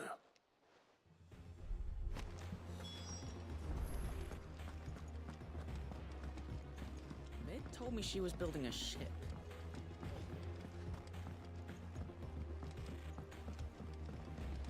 I don't know where Sid gets the energy.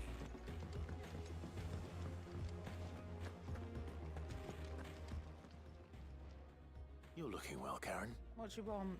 I want to know about the sword you showed Blackthorn. Single-edged. Running around after him again, huh? I suppose I am, yes. But I need to help him find out how to... Little wonder, I suppose. There's not many like that make it as far as the twins, and those that do go straight into private, which made it nice and easy finding a buy. Can you tell me who bought it? You think I tell people who my clients? Suppose you're not likely to go nicking him off me. Fine. If you stop mooning it. Lord Ignac's the man you want. Dalmekian bloke. Collects well, and he's got more money than sense, which is why he's one of my favourite. Reckon he'll still be at the inn in Dallamil, where I left him. Thank you, Karen. Oh. And he's a touch... I appreciate...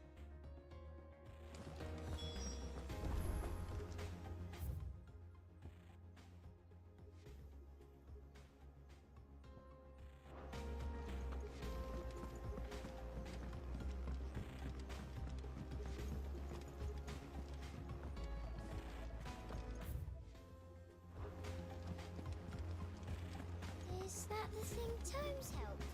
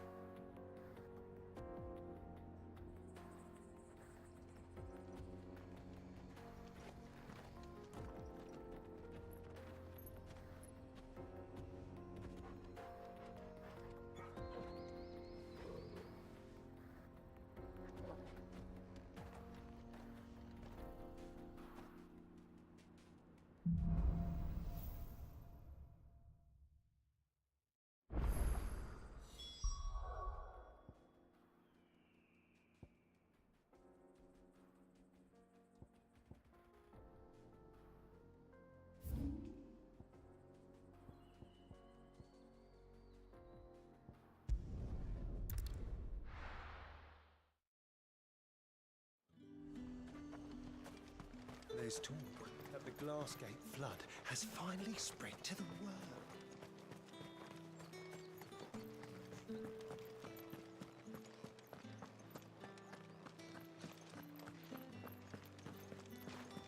Did you hear? The gates to heaven. I want to see. It's all right. What am I going to do without Sweetwater and oil of talc? Milady. Gifts?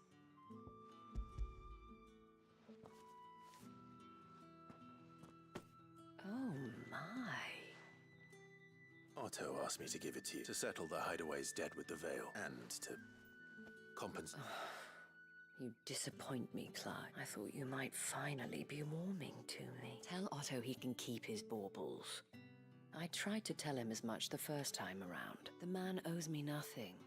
Nor does my contribution to the restoration effort was made freely and willingly. You once told me Sid did you a kindness. I'd like to do the same. Please, accept. And for Otto's. For all of us. It is. Otto is lucky to have you, Clyde. I doubt anything could ever replace his son. But you and the others at the Hideaway are the closest thing he has to family. Otto had a son. Long ago, yes. Sid and blamed himself for not being able to stop it. I don't know how it happened, whether there was anything he could have done. But it was... I didn't know. How could you have? I doubt anyone did. Besides Sid, I've never met a man more keen to bear his sorrows in stoic silence. An ill habit, given that both have always been surrounded by friends desperate to help.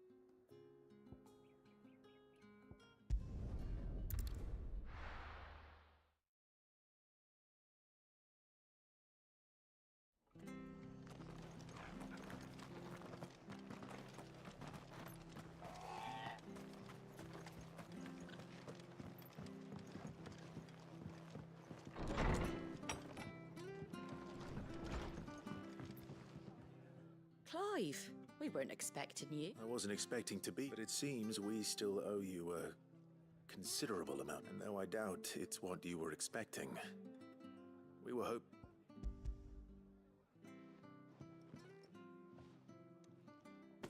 A star, Ruby? It's worth at least twice what you owe me. More if you can find yourself the right buy. Think of the difference as interest. Interest? If word got out I charged that much, no one would ever borrow from me again. Anyway, why are you the one here asking me about this?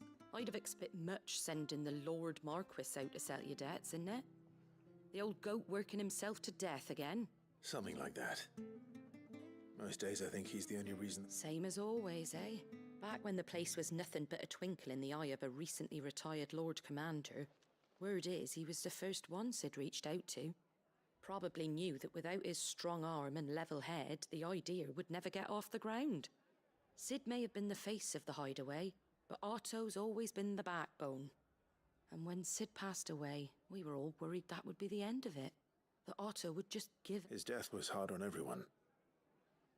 But it must have hit Otto hard. But he didn't give up, did he? Quite the opposite, in fact.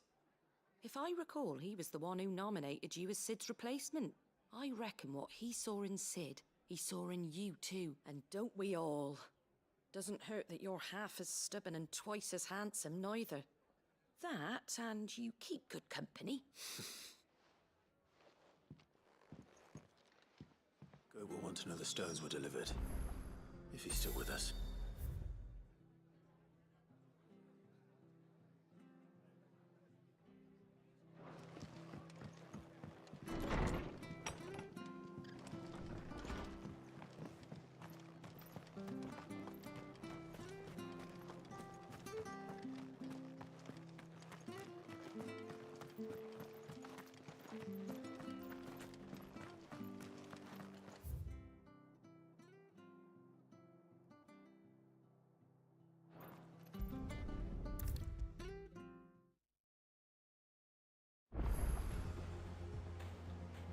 Goat. So Lady Karen accepted the ruby. Ah, but she was just too stubborn to take. She threw it right back in my face, in fact, and told me I could stick my stupid stone. Karen refused payment. I hope it wasn't something I said. I'm sure you were as tactful as ever. Oh, wonderful.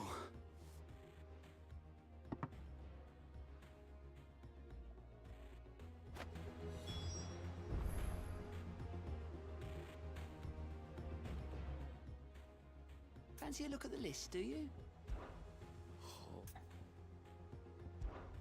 Here you go.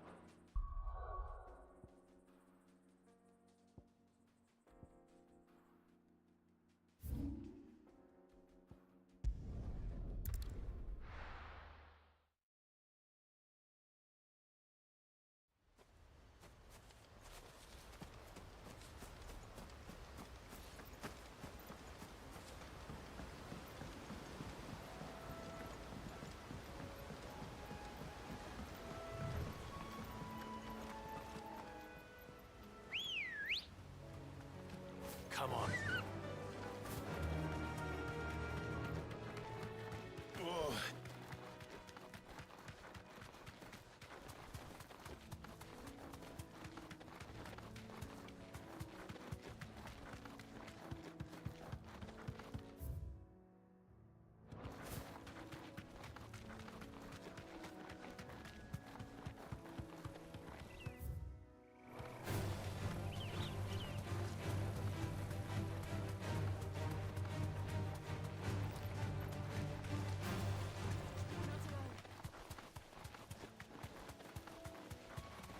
It's certainly quiet. If I were a giant antelope, it would seem like just the place.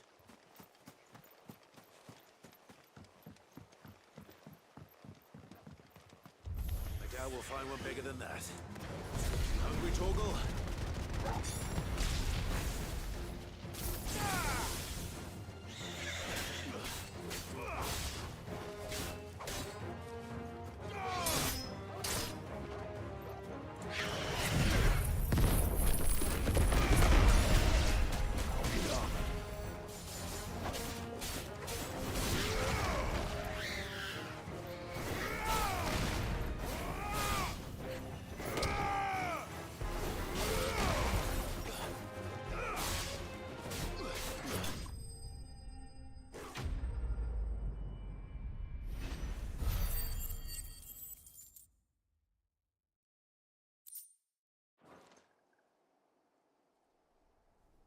Now.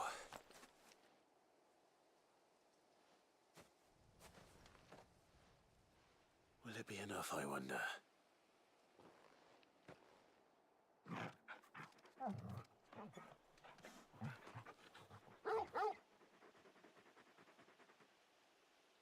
I say that answers my question. Which means we owe the lawsmen our thanks. Oh, just a big puppy, aren't you? A very big puppy.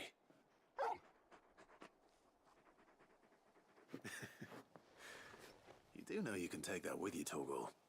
Lady Karen will be relieved to hear you've got your appetite back. Come on, boy.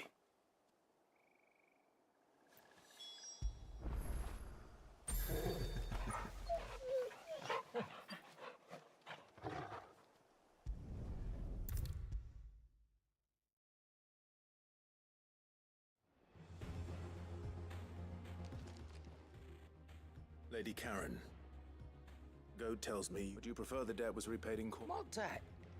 I don't recall lending any of you lot me hard-earned. I may have tossed a talent or two in the Hideaway's coffers, but those were donations.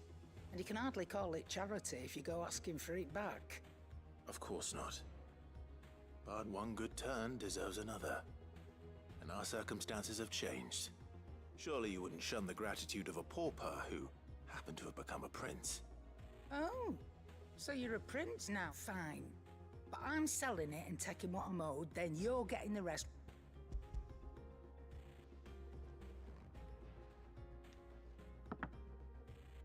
Where'd you even get this? A decent trader might nab 1,000 talents for a start. A canny one, meanwhile, might claim it were nicked from the belt of Sid the Outlaw himself and ask twice as much. Might be I already have a... Might be you even know her. A fine continental maid whose beauty's only eclipsed by a guile in commerce. You wouldn't mind, would you? Not at all.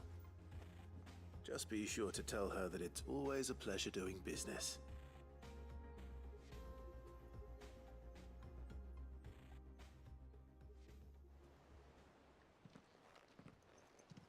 I hear you ended up delivering all through. Thanks to this, I sometimes wonder what I pay you for. Speaking of which, Oh! So you remember what's owed to you, then? Get your ass behind that disc of yours and don't get up before those ledgers are... Right.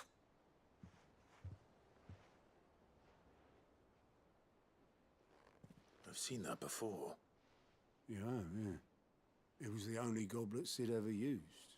Either out of habit, or because the filthy soul couldn't be bothered to find a clip. I knew so little about him. Like most people. Martha and the Dame both seem to have fond memories of him. How long did you know Sid before? Before he died. 20 summers. Back in the day, I was a purser on a trade ship. He bought passage to... oh, forget where.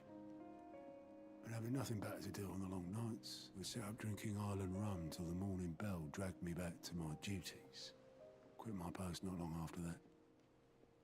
On account of making a fine maiden's belly fat. But me and Sid stayed close, promising we'd one day sail the seas again. That was... before fate stepped in. The magic woke inside my son soon after his first known day. And there was no hiding his knack. Couldn't you and your family have? My family were the ones who wanted the monster taken away. I couldn't turn my back on him. Forget what I felt, and I couldn't for the life of me understand how they could.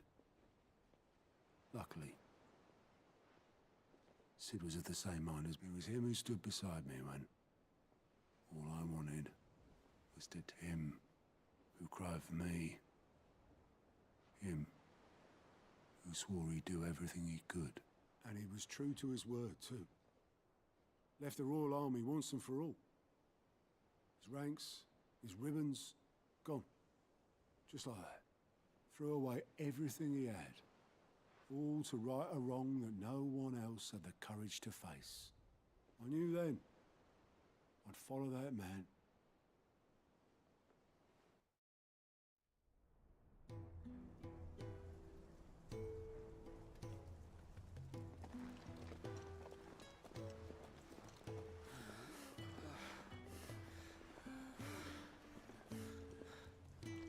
He was always too clever for his own good, was Sid.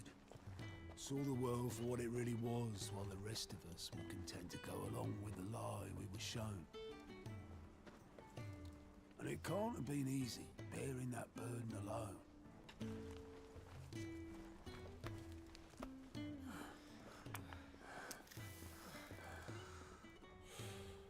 But he didn't let it stop him. He never lost faith in what he believed was right. And that gave us faith in him. Faith he'd steer us true.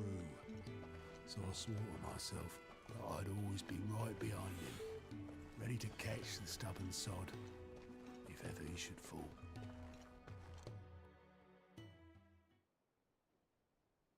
But I couldn't even do that.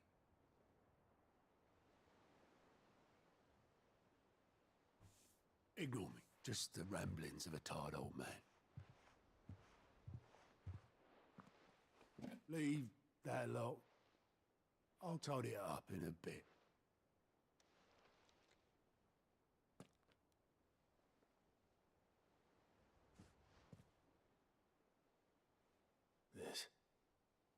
This is Sid's handwriting.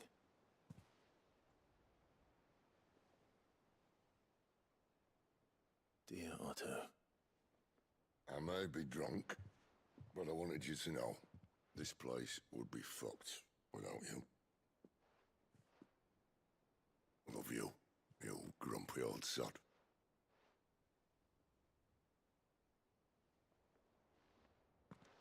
This note. Hmm? What about it? Sid was right. Without you, we'd all be lost.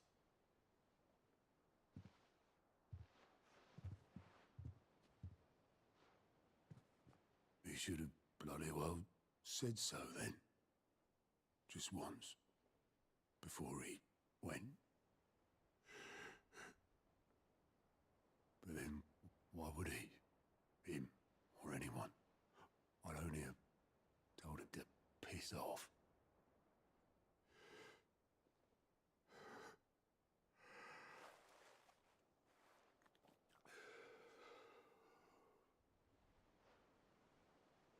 You're wrong, though. Both of you. It was never just me keeping the hideaway afloat. It was all of us. I just shoved people in the right direction. I barely seem to be able to do that anymore.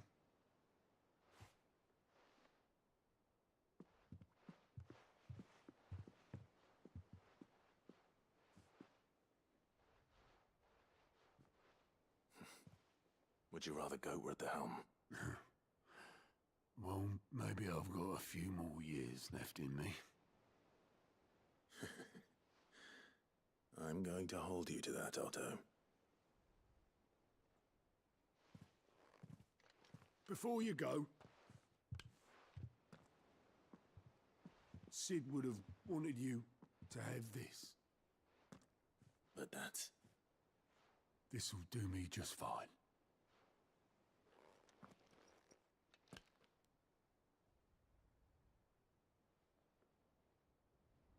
Thanks for the ray of sunshine. I'll see if I can't pay you back. Already have.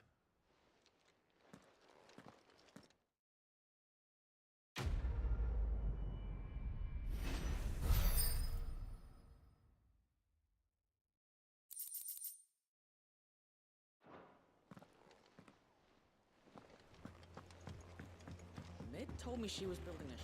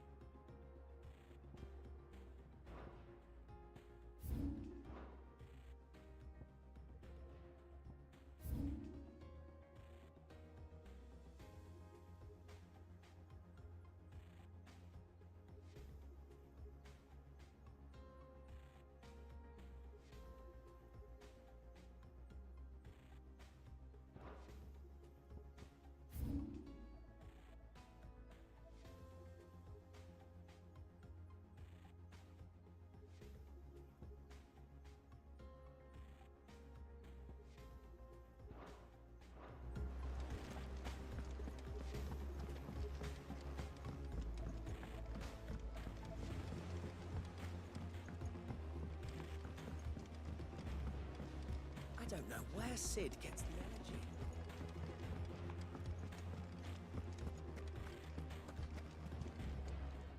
A note?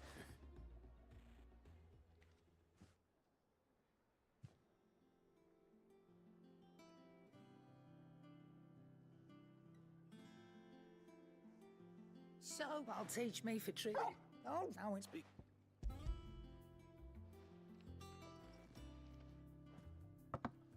You can, in return. Well, it's just...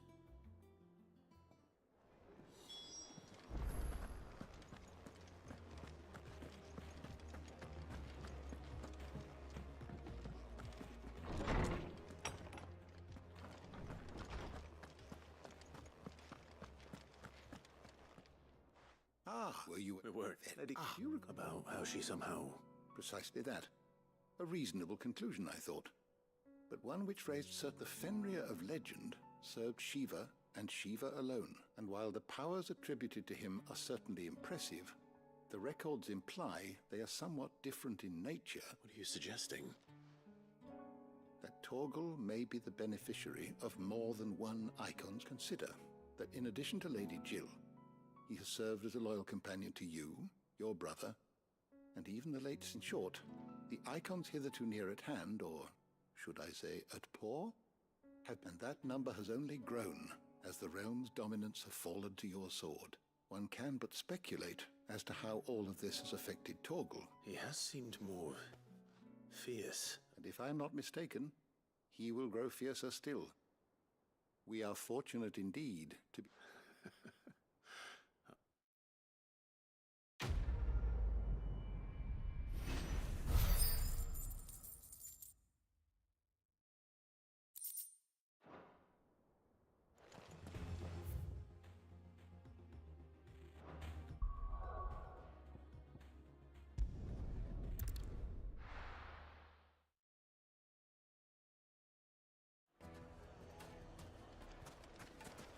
People take notice of wealthy men. Shouldn't be too hard to track down Karen's collector. Gone. The whole mother crystal gone. What are we gonna do? Come here. You. Listen. I've got this. Back again, are you? Any more trouble and you'll be barred for life. Welcome. If you're hoping for a bed, I'm afraid you'll have to look elsewhere. One of our wealthier patrons is... My reputation will be ruined. Calm yourself, Lord Ignac, I beg of you, before you... Pardon the intrusion, but... Out! Get... I paid for these rooms so I wouldn't be disturbed. Please, allow me to apologize. His lordship is going through a difficult time, and he's never been fond of guests arriving. Radim! Get rid of the filthy... Very good. Would you mind stepping outside for a moment?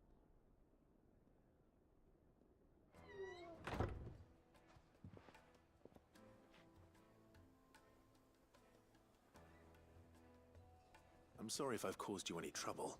That? Oh, no. That's just how his lordship is. Though the morning's events have left him somewhat. He has been dispossessed of his luggage, you see. The thieves also made away with a considerable amount of I don't suppose a certain blade was a single-edged sword. Ah, you... Then I'll retrieve... You want to... I will...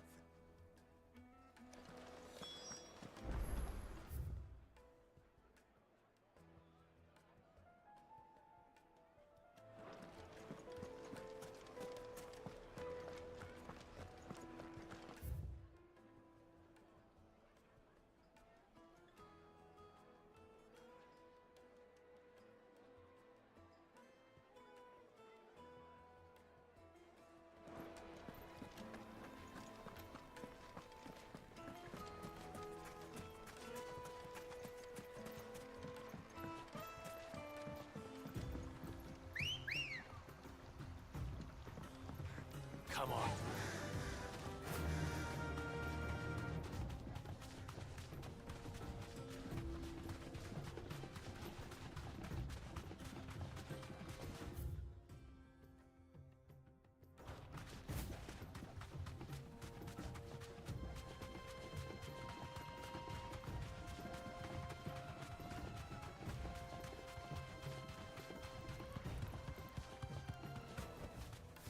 That'll do, girl.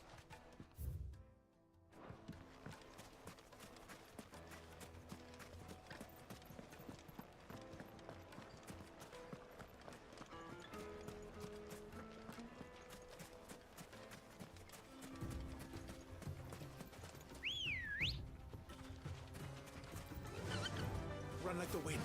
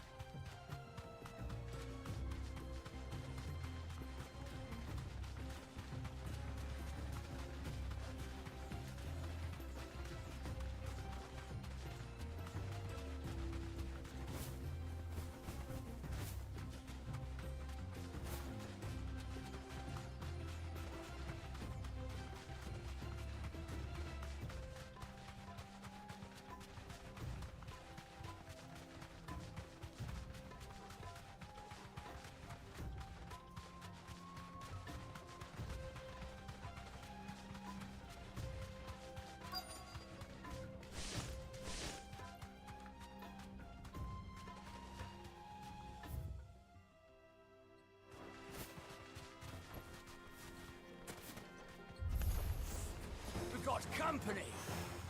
Come on, lads, let's tear the bastard's head off!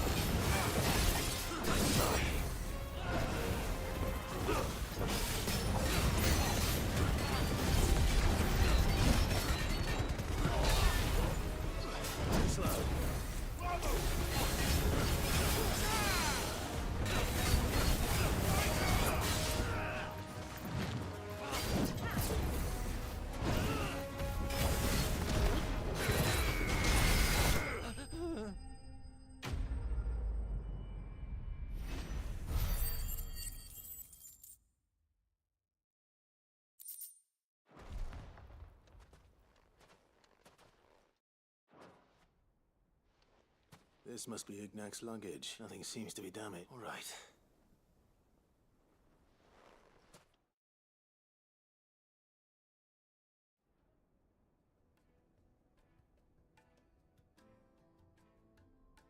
I hear I have you to thank for the return of... What shall I call you, my good man? Wyvern. Glad to make A formidable name indeed. Well, Wyvern, I appear to be in... Redeem here tells me you wished for an audience. A few moments of your time should suffice, yes. You're a peculiar fellow, Wyvern.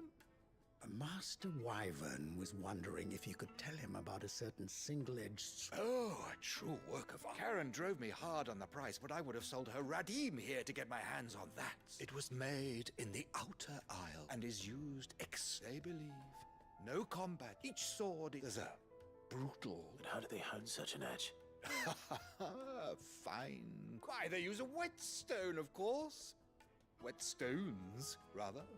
A whole array of them, ranging from the coarse to the fine. 10,000 licks with the sharpening stone, but it is the final stone which lends the blade its legendary... A mineral quite foreign to this great realm, and that is the key. Wyvern, it occurs to me that my little lecture is hardly equal to services rent. Take this, together with very and a...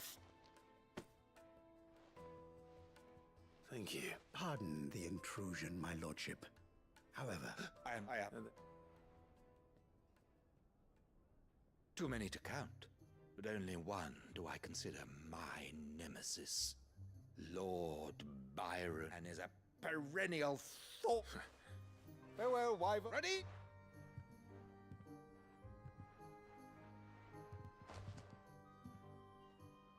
I think his lordship is rather taken with you, Master Wyver.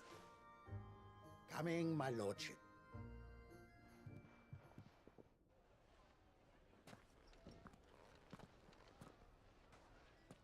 Trust Uncle Byron to find such an interesting rival. Now, let's see what Blackthorn makes of this whetstone, shall we?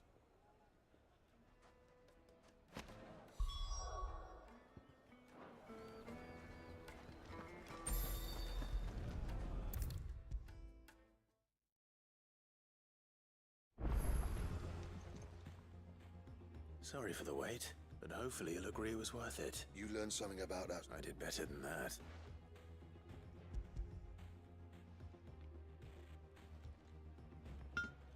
A whetstone? Yes. But not one you'll find anywhere in Valisthea.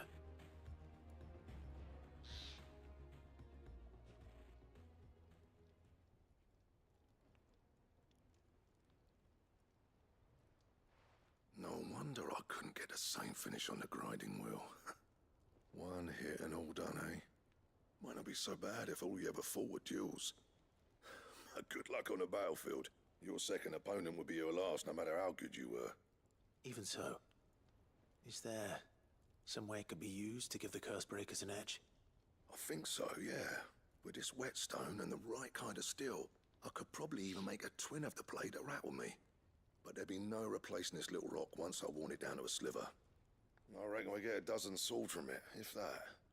Swords that the Cursebreakers wouldn't know how to wield properly, and that would see them through a single fire piece. Nah, no point trying to copy that thing. Be about as much use as a wax anvil. But finishing our blades with a whetstone this fine, now that's something to consider. And what's finer than fallen masonry, eh? Or more hard-wearing, for that matter. Just imagine it. Good Valisthean steel with an edge as sharp as any found in the Outer Isles. I won't make a copy, nah. I'll make something much better. I'm sure the Cursebreakers will be delighted. Just don't push yourself too hard. Don't you worry about me, Sunshine. I've been working day and night since I was half your age, and I'll still be here when you're long gone. Hey, thanks, Clive. I owe you one. August 2. It's good to know. You'll be happy to... You come... All right.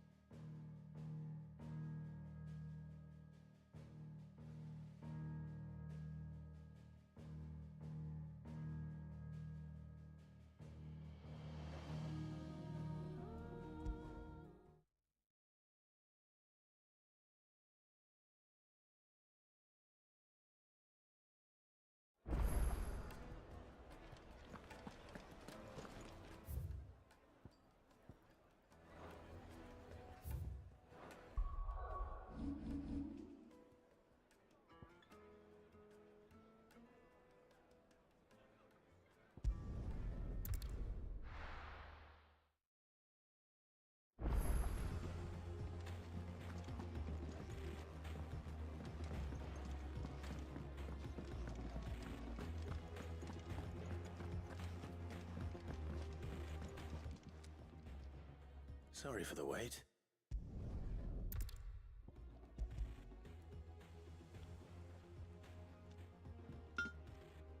Yeah.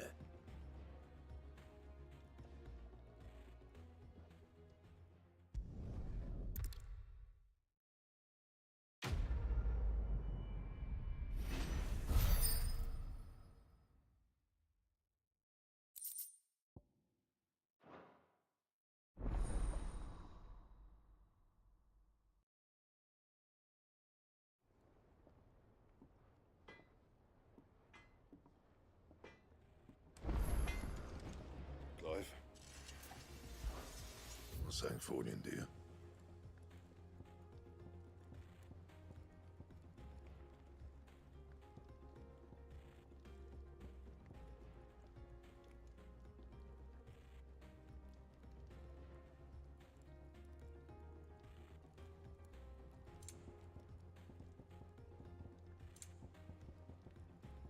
And?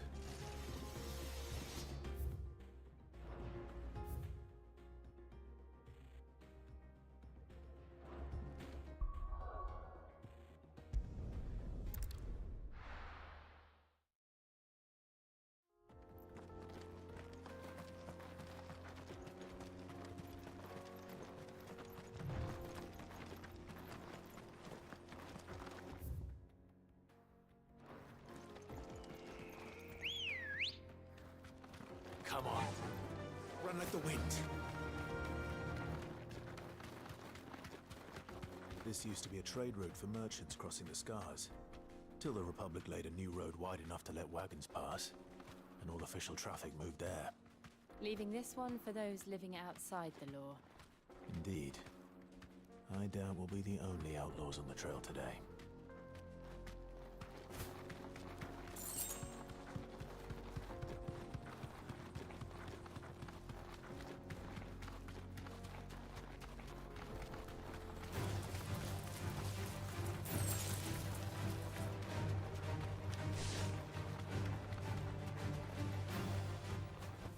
What do you deserve a rest. But we'd be lucky to make it out. Really? Oh, aye. There's trouble up ahead. And two... I take it there's danger on the road. Oh, what about this fearsome-looking fellow? Oh, no doubt. Well met, friend. My brother and I have been tasked with finding a How does a merchant misplace his cart? Oh, the man's a coward. When he thought goblins might come... He sent the two of us to fetch it, but it's gone. Now, I'm not... My brother's right on all accounts. And by my estimation...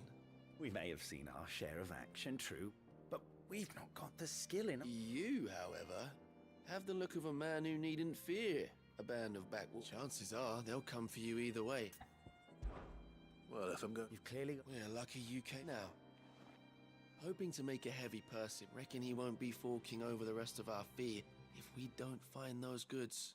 So, while you're seeing to those bandits... All right. No, you just...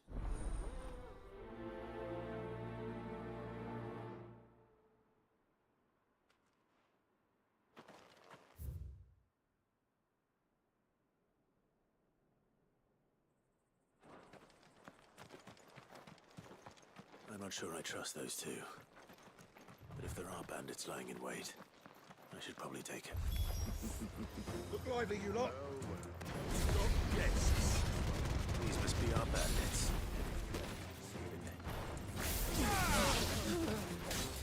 You're finished! Let's try.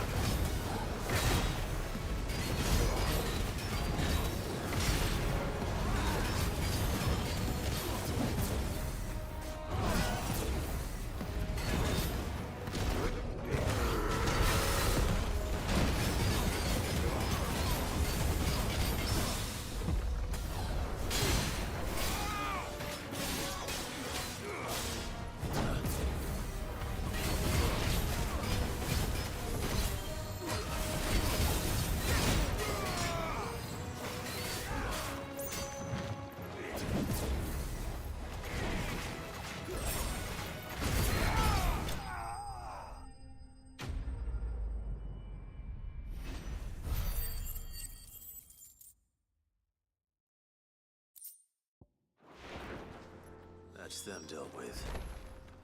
Now, where's that cart?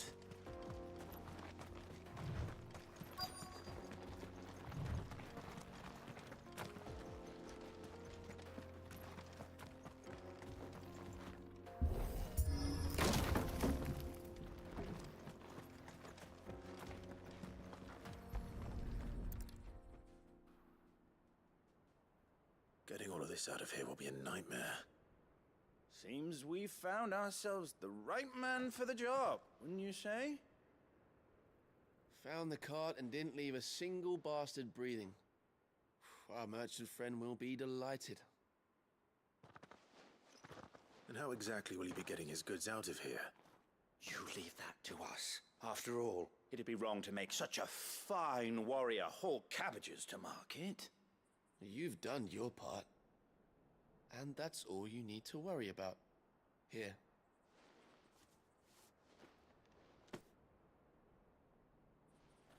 It's been a pleasure. Now piss off. There's no need to be so rude, brother. What if we want his help again next time?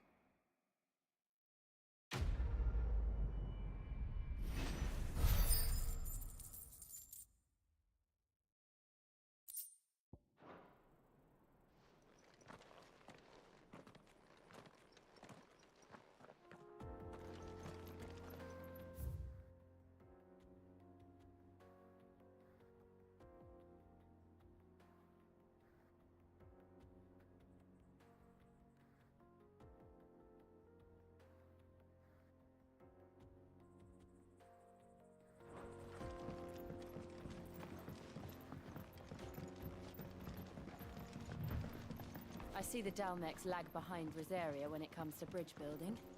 The fallen ruin should hold, at least.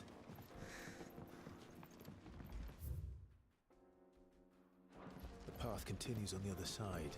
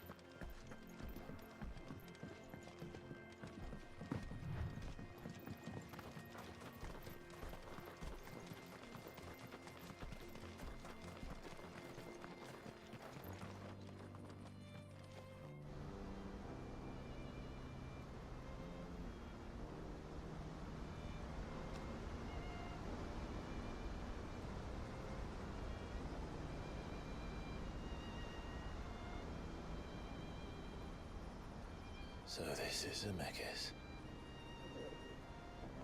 The land of the gods. It's even more impressive than I imagined. I remember being captivated by the story as a child. Long, long ago, man was overcome by avarice and challenged the gods in a bid to win their power. The final battle took place here, at these falls. Or so the legend goes. If anyone ever manages to plumb those depths, perhaps we'll learn if there's any truth to the tale. That the gods emerged victorious and punished man for his defiance by visiting upon him 2 curses. Dominance and bearers. To tell the truth, I always thought it strange that the dominants and their icons were deemed a curse. Back home, dominant inherited the throne. They were admired and exalted, not spurned. Whenever I got to that part of the story, I always assumed there must be something I'd misunderstood. You had a lot of storybooks, didn't you? In your room, I mean. When we were young. The old legends were always my favorites. Epic battles between gods and men. Father encouraged me to read as much as I could. He thought it good for my education. You really were a boy like any other, weren't you?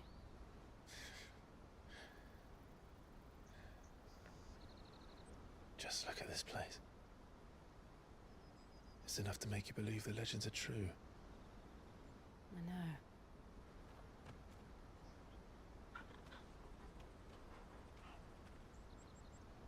We're not far from Boklad. The road will be busier up ahead. And we'll have to keep our wits about us.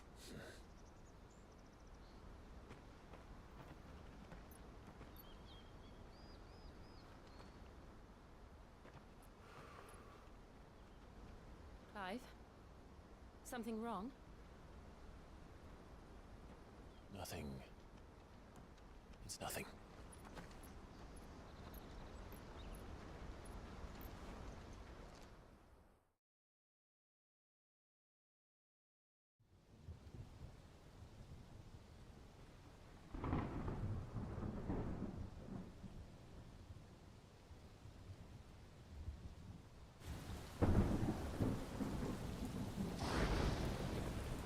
I see the reports are true, Father. You have surrendered the throne to Olivier. I have. Emperor Olivier shall rebuild the Holy Empire of Sanbreque.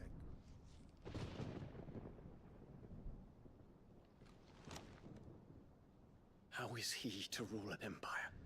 He is but a boy. I shall advise him until he comes of age. Father, please. Or for as long as I am able.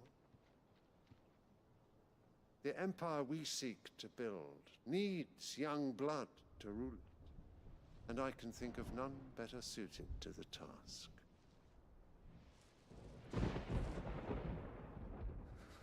There is other news, Dion. Hugo Kupka is dead, and Drake's Fang destroyed. The pillars of the Republic have fallen. Ere long, the Imperial banner shall fly over every city in Storm. And then Valisthea. All shall bow before their Emperor. Father, these are the words of a tyrant. They are the words of a god. The Emperor whom I gladly serve. Great Greeker, made flesh.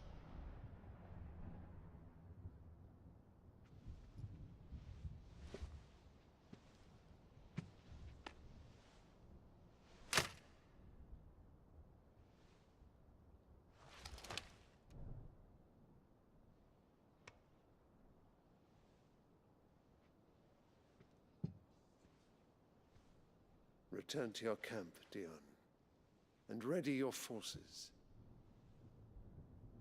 It is time to show the world the true power of Sanbreque. Father. I find you much changed. Is this truly the path you wish to tread?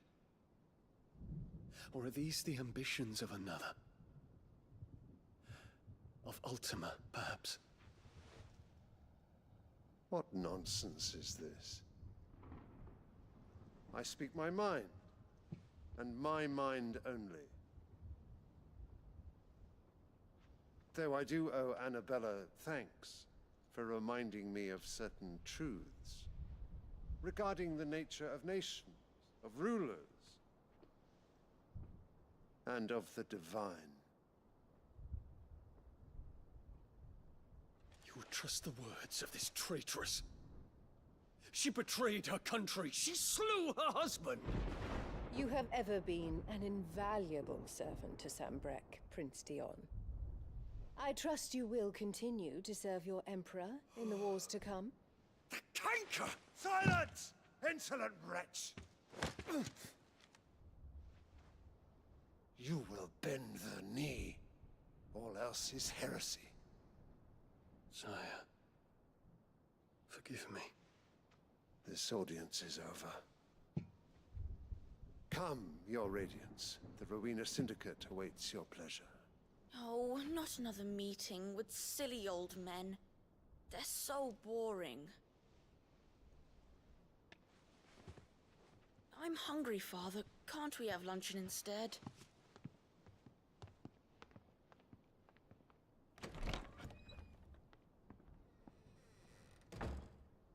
Does it pain you that you will not inherit your father's throne? I have suffered worse.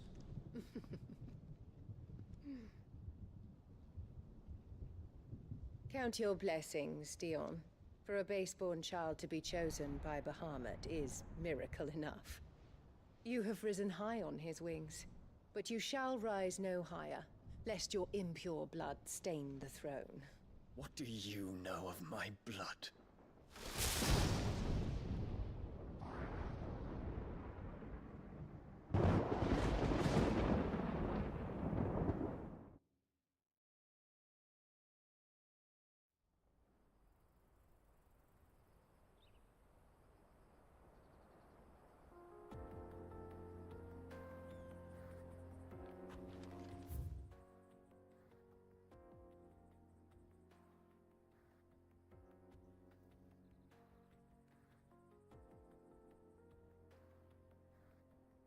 The Boklab markets are to the north. We just need to hug the coast.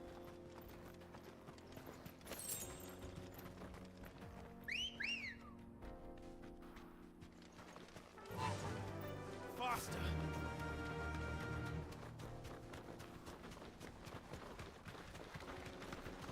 Infiltrating the Dominion won't be easy with the Imperials on high alert. No. His Radiance has lost one capital already. We can be sure Sylvester will do everything in his power to hold on to Twinside. His troops are well-trained and increasingly battle-hardened. But it's not as if we can wait for the siege to end.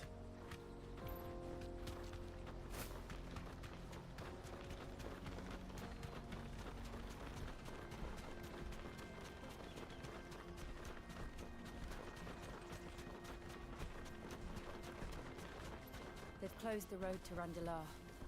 If the siege breaks, they'll need more than this to stop the Imperial legions marching on the capital. Oh, I'm done for. If you haven't got a pass, you're not getting through. Please. The whole world's gone.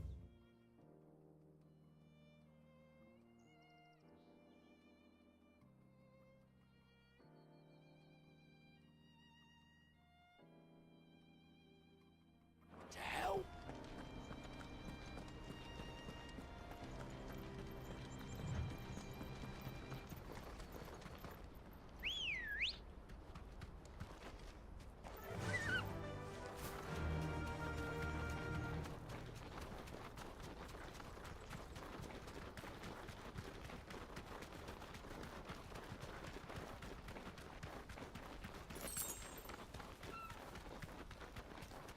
Not much further to Bockwood now.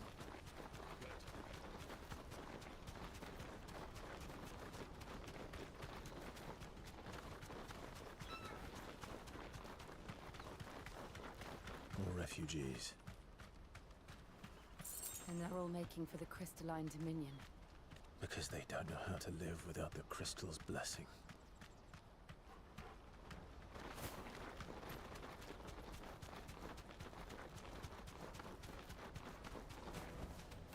I can walk from here. There are no crystals here. This is where we're supposed to meet Goots, isn't it? That's right. He said he'd wait for us here after replenishing his supplies. I dare say he'll have finished by now.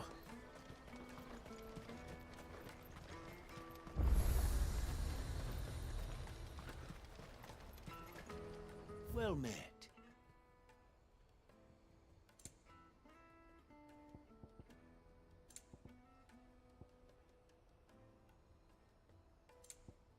You're welcome anytime. Out of my sight, wretch! Peaches and pears.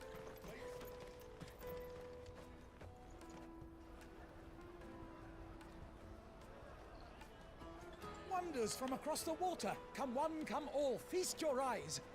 Good sir, can I interest you in...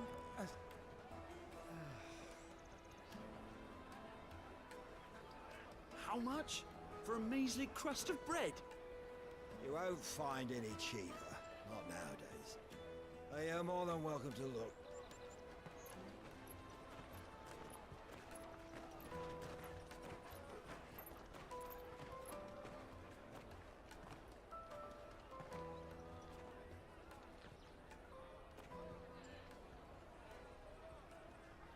The Empire's unlawful and illegitimate occupation of the Crystalline Dominion is still in effect. Only those whose business in Twinside has been officially approved by the Republican Army will be permitted to cross the border. All who seek entry are to form a line and ready their documents for inspection. Looks like we aren't the only ones who are eager to leave. And they're checking everyone. Can't you make an Not for the likes of you. We won't get through without that pass. Let's go and find Good, shall we?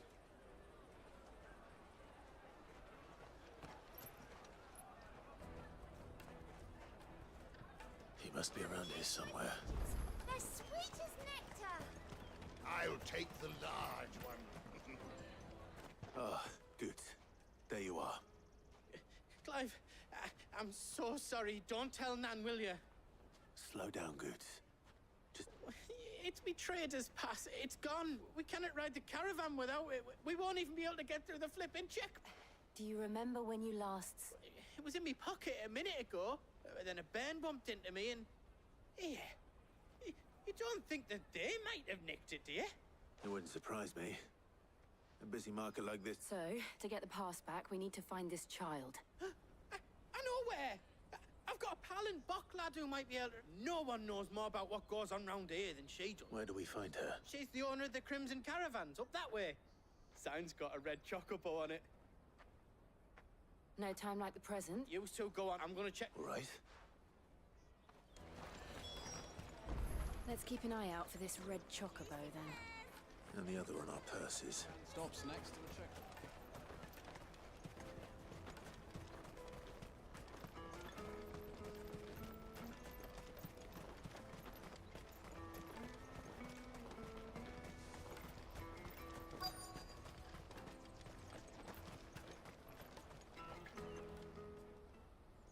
Looking to hire a coach?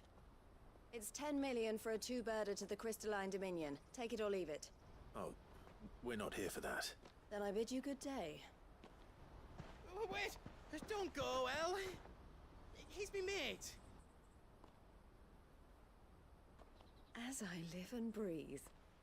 Goots, what are you doing back in Bocklad?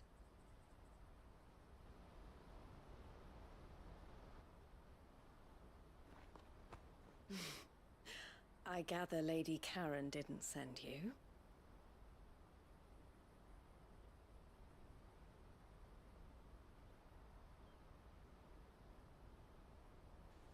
So what trouble have you got yourself into this time?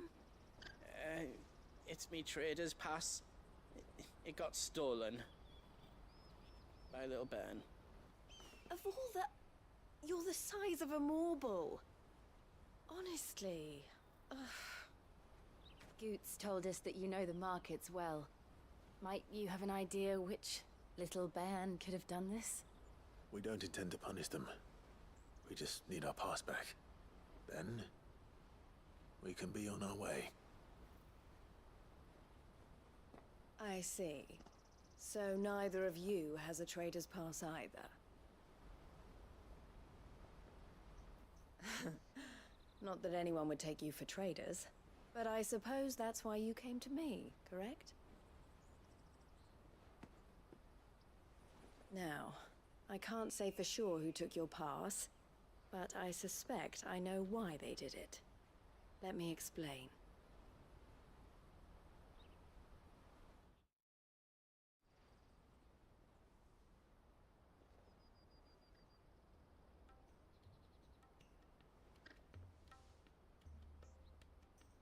Ever since the Fist marched on the Dominion, the Republic has been clamping down on any commerce that might aid the Empire more than it does us. Which means traders' passes have gone from being merely a way of easing one's progress to being essential if one wishes to cross the border at all. And with demand outstripping supply, they've become a precious commodity, leading some to seek to acquire them by less than legitimate means. So the children are stealing passes to sell on the black market? Yes and no. Passes are inscribed with the names of their owners, and yet none of the victims' names have appeared on the register of those passing through the checkpoint. Which means? That someone is doctoring the stolen passes. The same someone who is encouraging the children to steal them. And the same someone who has Goots's pass, no doubt. Whoever they are, they're ruining the livelihoods of honest merchants, which is why we've decided to take a stand. Will you stand with us? You want to get your pass back, and we want to ensure that no more are stolen. Catch whoever's behind it all, and 2 birds shall be slain with a single stone. Is there any other way of getting to the Crystalline Dominion Goods? They won't let you in if you're not with the caravan. It's that, I don't know, try swimming across the strait. But the guards will definitely spot you if you try and do that. Like, we don't want to get spotted, right? So either we find the people who took the pass, or give up all hope of it. All right. Thank you, but I don't know your name. Eloise at your service. Clive. A pleasure doing business with you, Clive.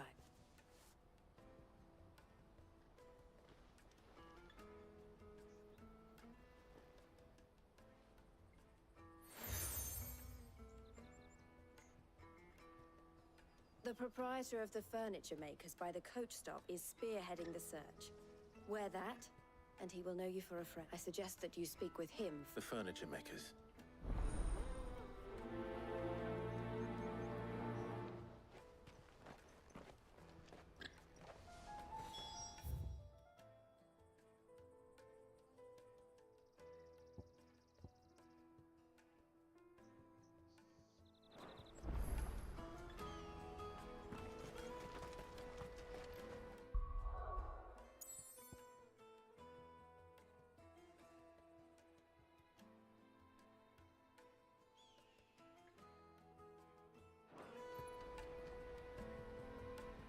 Все, хватит.